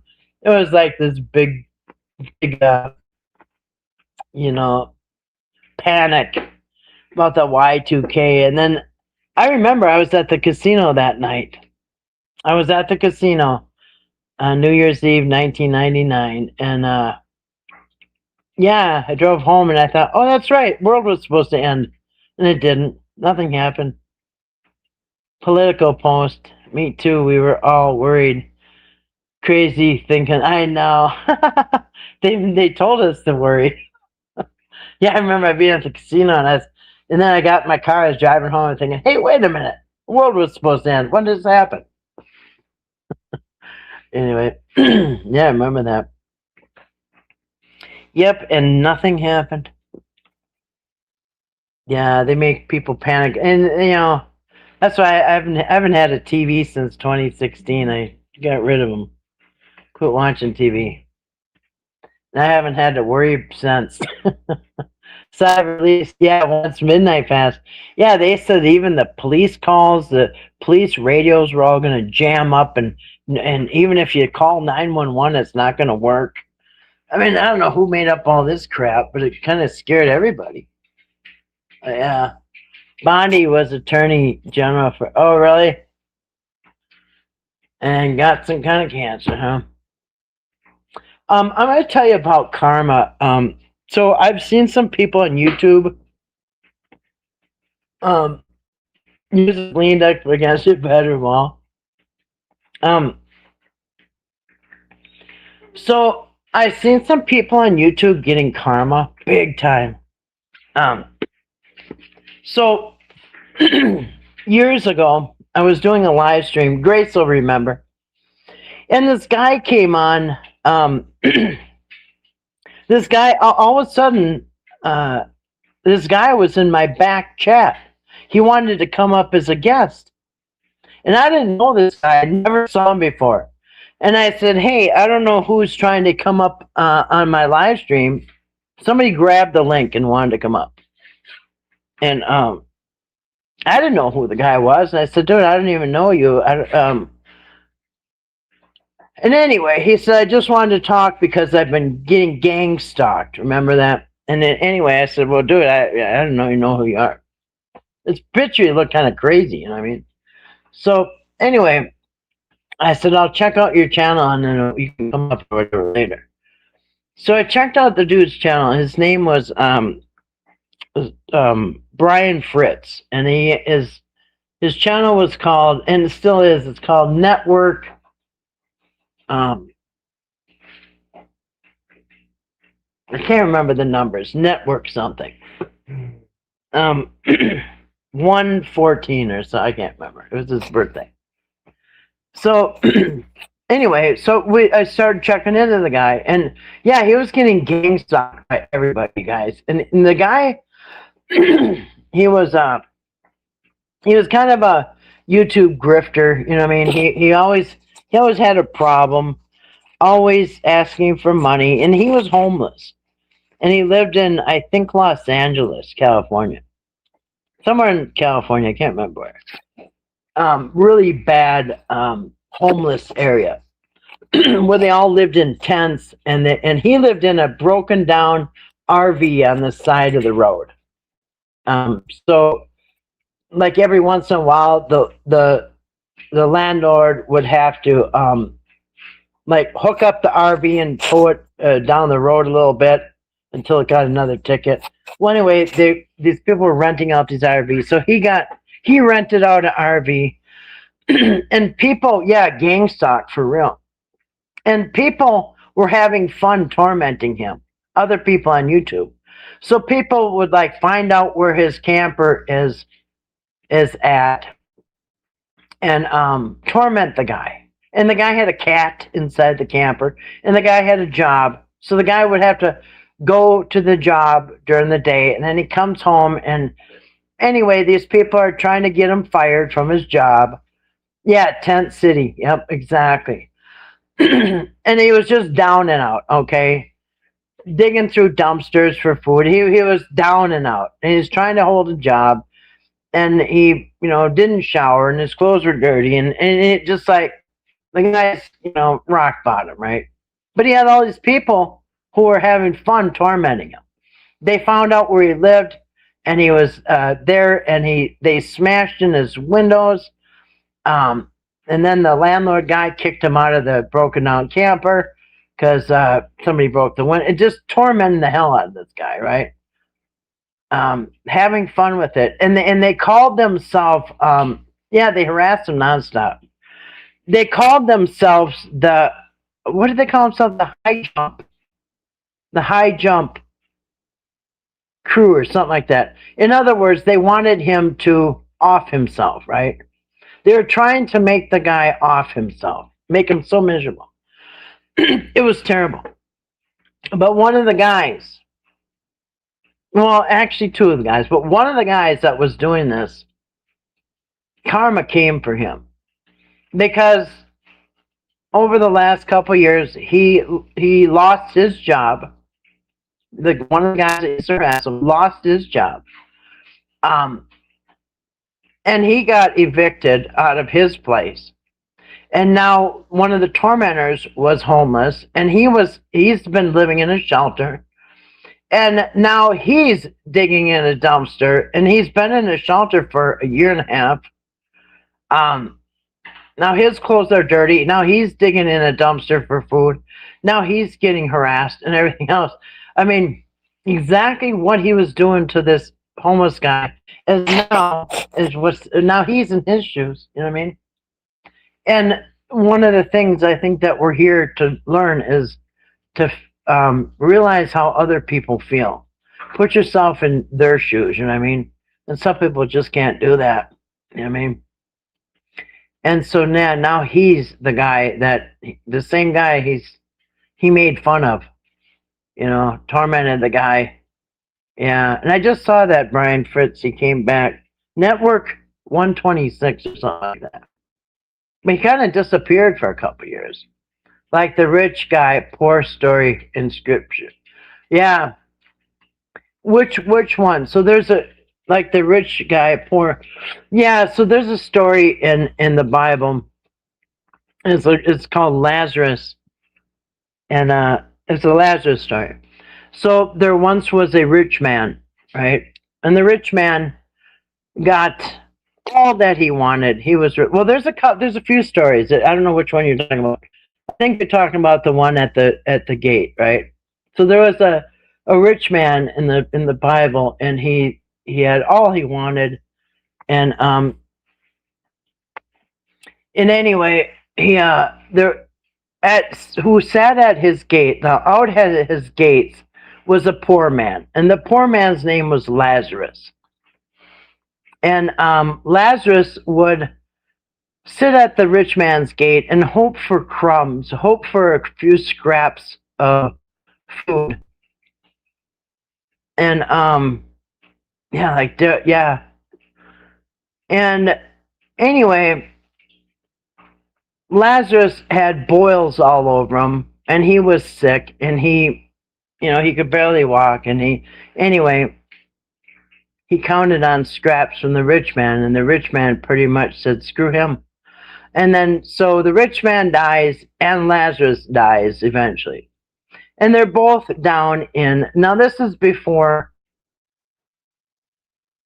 when there was Sheol, okay, Sheol. So this is when everybody died, they went down to the pit. And in the pit, there used to be heaven on one side and hell was on the other. And in between heaven and hell, there was a giant chasm, like a drop off of a cliff. And then on the other side, so there's no way to get from one side to the other. But on one side, the people were burning in hell. On the other side, it was heaven. And so it was called Abraham's bosom.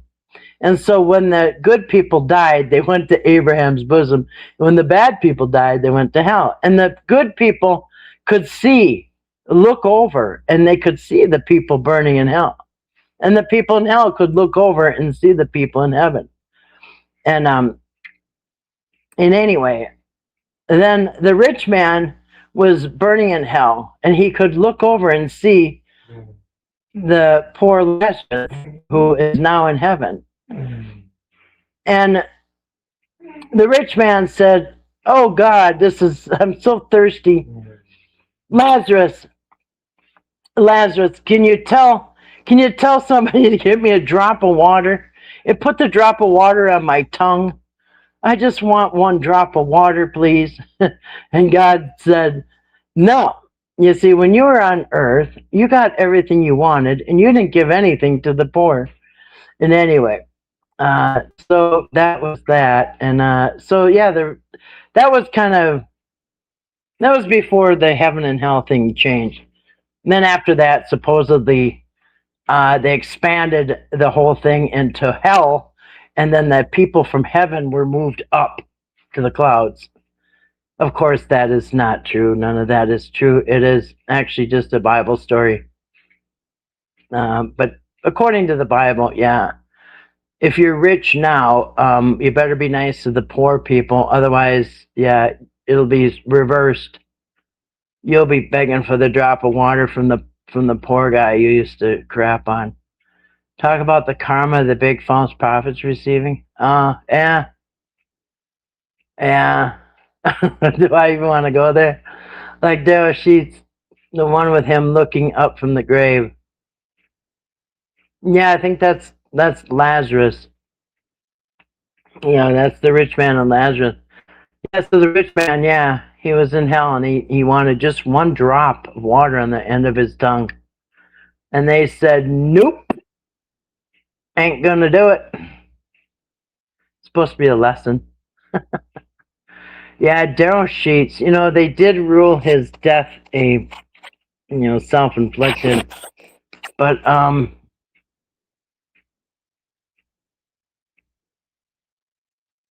and now they're focusing the investigation on those people that were gang stalking him. And he named the people by name. He said, yeah, if anything happens to me, I'm being gang stalked by these two people. And he said their names. I think one was a man and one was a woman. He said, yeah, it's these people. If anything happens to me, next thing he ends up, Now, I don't even know if I believe that he took his own life. I'm wondering if, I don't know. Sometimes I wonder if it's foul play. I mean, in his case, I don't know. They had pictures of him just hours before his death, and he seemed to be happy and everything. I don't know. He had plans and he had all kinds of stuff in the works. So, just weird. Anyway, so I don't know. Hopefully, the people that were tormenting Daryl Sheets will be brought to justice because, yeah, they were doing things. You know what's funny? I met somebody when I first moved up here. I didn't know anybody, and I was at the store, the grocery store that I go to, and this lady started talking to me. And anyway, we started becoming friends, right? And anyway, eventually we just became friends. And she was telling me that she was being gang stalked. She said, "You know what that is?" And I said, "Yeah, I know what it is." And we were talking about YouTube, and she's talking about these people on YouTube, these channels that, are for people that get gang stalked. And yeah, cyberbullied, yep. And but anyway, she told me these stories about the extent that people were gang stalking her, and I'm thinking, yeah, it does sound crazy. I don't know, maybe, but yeah, people do that. And anyway, she ended up quitting at the store and a different job at Walmart, which is about a half an hour away. And one day I went to Walmart and I saw her. She said, "Kathy," and I'm like, "Who was that?" And I turned around, it was her. And she says that she got a job here. I thought she was in the deli. Anyway, she said, "Yeah, I've moved over to this section. I didn't like the deli." She said, "Guess where I'm going next month?" And I said, "Where?" She said, I don't know, it's another country. She said, "There's a big convention, like a worldwide convention for people being gang stalked." And I thought to myself, "Are you sure this is not a setup?" But she said this is like a big thing. It's like worldwide. And anyway, I haven't seen her since she got back. But I thought that's weird. Like that's such a big problem. That there's like a worldwide group that gathers together in some other country. But yeah, she was so excited because she was gonna go there and meet a whole bunch of people that got gang stalked. And I thought, if I was a gang stalker, I might set up a convention like that and get you all together. But anyway, I didn't tell her that. I didn't want to scare her, it seemed kind of sus. So I'm waiting to see how her gang stalking convention turned out. My son's dad did that in 2018. Never would have imagined he would. But but since I was ex-wife, they wouldn't tell me anything. Huh. Are you talking about gang stalking? Yeah. Um, sometimes it can be a single person that's doing it, like a psycho. And but sometimes it can be organized, like groups of people. Anyway, it's crazy. Oh, like Daryl Sheets, really? Yeah, because Daryl Sheets, he was saying himself that somebody was going around using his name, calling up businesses and threatening them, and doing all kinds of stuff to people, pretending to be Daryl. So then everybody was mad at Daryl for stuff he didn't even do. I mean, can you imagine that? Trying like people going to that bar. I think it was a neighbor, Daryl's neighbor or your neighbor, because I'm thinking, well, why would they be doing this to Daryl? Well, Daryl said it started when he quit the show. When he quit the show, he opened up his own store, and I showed the store on there. It was a store with a bunch of collectibles and all kinds of cool stuff. Um, a store like you would imagine. Well, he opened up that store, and it was, I think these were fellow business owners, like somebody else who had a store like his, one of his competitors, I think. One of his competitors started trouble with him, so he don't know who these people are, but he thought it might be his competitor or something. Your ex? Oh yeah, yeah, I help. Yeah, exes can be crazy. You know what I just saw? I just saw a story of this woman who was this crazy lady that just got arrested, and I think she got sentenced to prison. I forgot the ending part of it, but this woman was caught trying to hire a hitman and to kill her ex. And so she went to this magazine, and I don't know if it was like Soldier of Fortune or it was some magazine, and they had advertising it for Hitman. It might have been called Hitman. I don't know, some magazine. Maybe it was called The Hitman or something. But in it, it said in small print, it like advertised it will, something about being a hitman. But in small print, it said, we're not really a real hitman. This is just parody. It's a joke. And if you think you're gonna hire a real hitman, you better buckle up, honey, because you're in for a rough ride or something like that. But the lady didn't read the small print. She actually got a hold of this place and says she wants to put a hit on her husband, her ex, and tried setting that up. And so the magazine people called the police and said, this lady thinks this is a real hitman magazine. And she wants it anyway. So they hooked her up with the police, and she ended up getting charged and stuff. And turns out she was divorced 10 years ago. 10 years ago. And she's still not over it. It's not like they just broke up or they're going through a divorce. No, they were divorced 10 years ago, and she still wants to put a hit on him. Anyway, she I don't know how much time she got. Oh, actually, no, she hasn't gone to trial yet. That's right. Yeah, she hasn't gone to trial yet. But yeah, you can look that up. Some lady thought it was a real Hitman magazine. Yeah, it's holding a grudge. And the lady's mugshot, she looked crazy, man. She had crazy eyes. Yeah, it's oh my God, the poor man out there that has been dealing with that. Yeah, yeah, time to build a bridge and get over it. Yeah. So yeah, exes can be crazy. They can hold a grudge.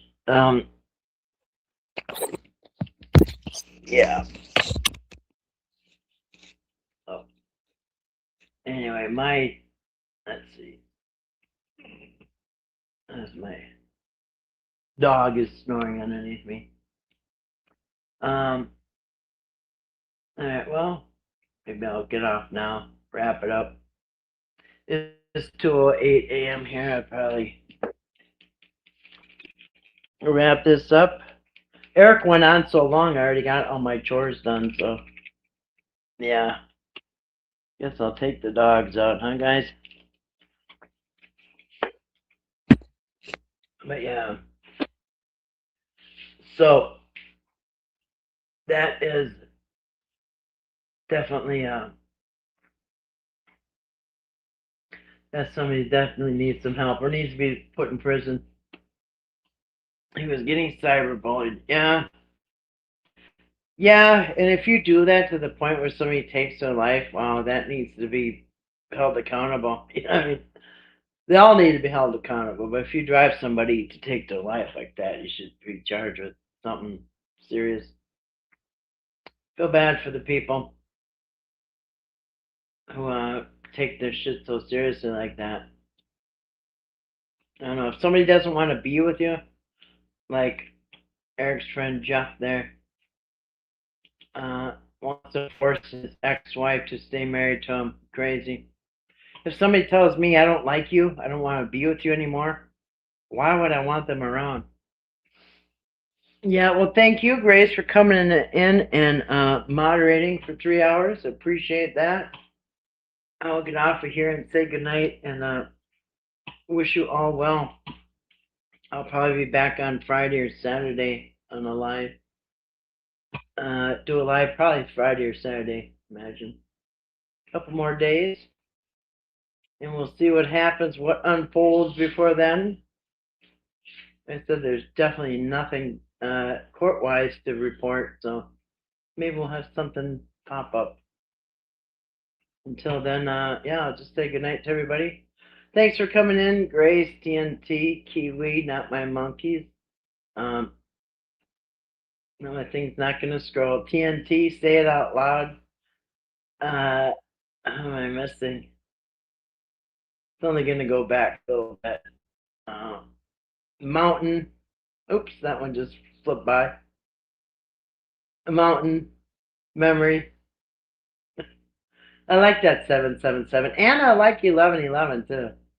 Both good numbers. Good numbers. Uh, anyone else? Yeah, anyway, it only goes back so far, so I can only scroll up, say goodnight to everybody, say it out loud, and everybody else. Anybody that came in tonight, if you're listening on the replay, thanks for listening on the replay. If you gave me a thumbs up, thanks for the thumbs up. And yeah, and thanks for being here. Appreciate it. That was you. God, they saw your request. What? All right. Oh yeah, I did see your request, and yeah, Grace made it happen too. It was teamwork, because teamwork makes the dream work. That's what I heard. All right, everybody. Thanks for coming on. Wish you all well. Have a great evening. Awesome day tomorrow. Peace and love and light. Good night.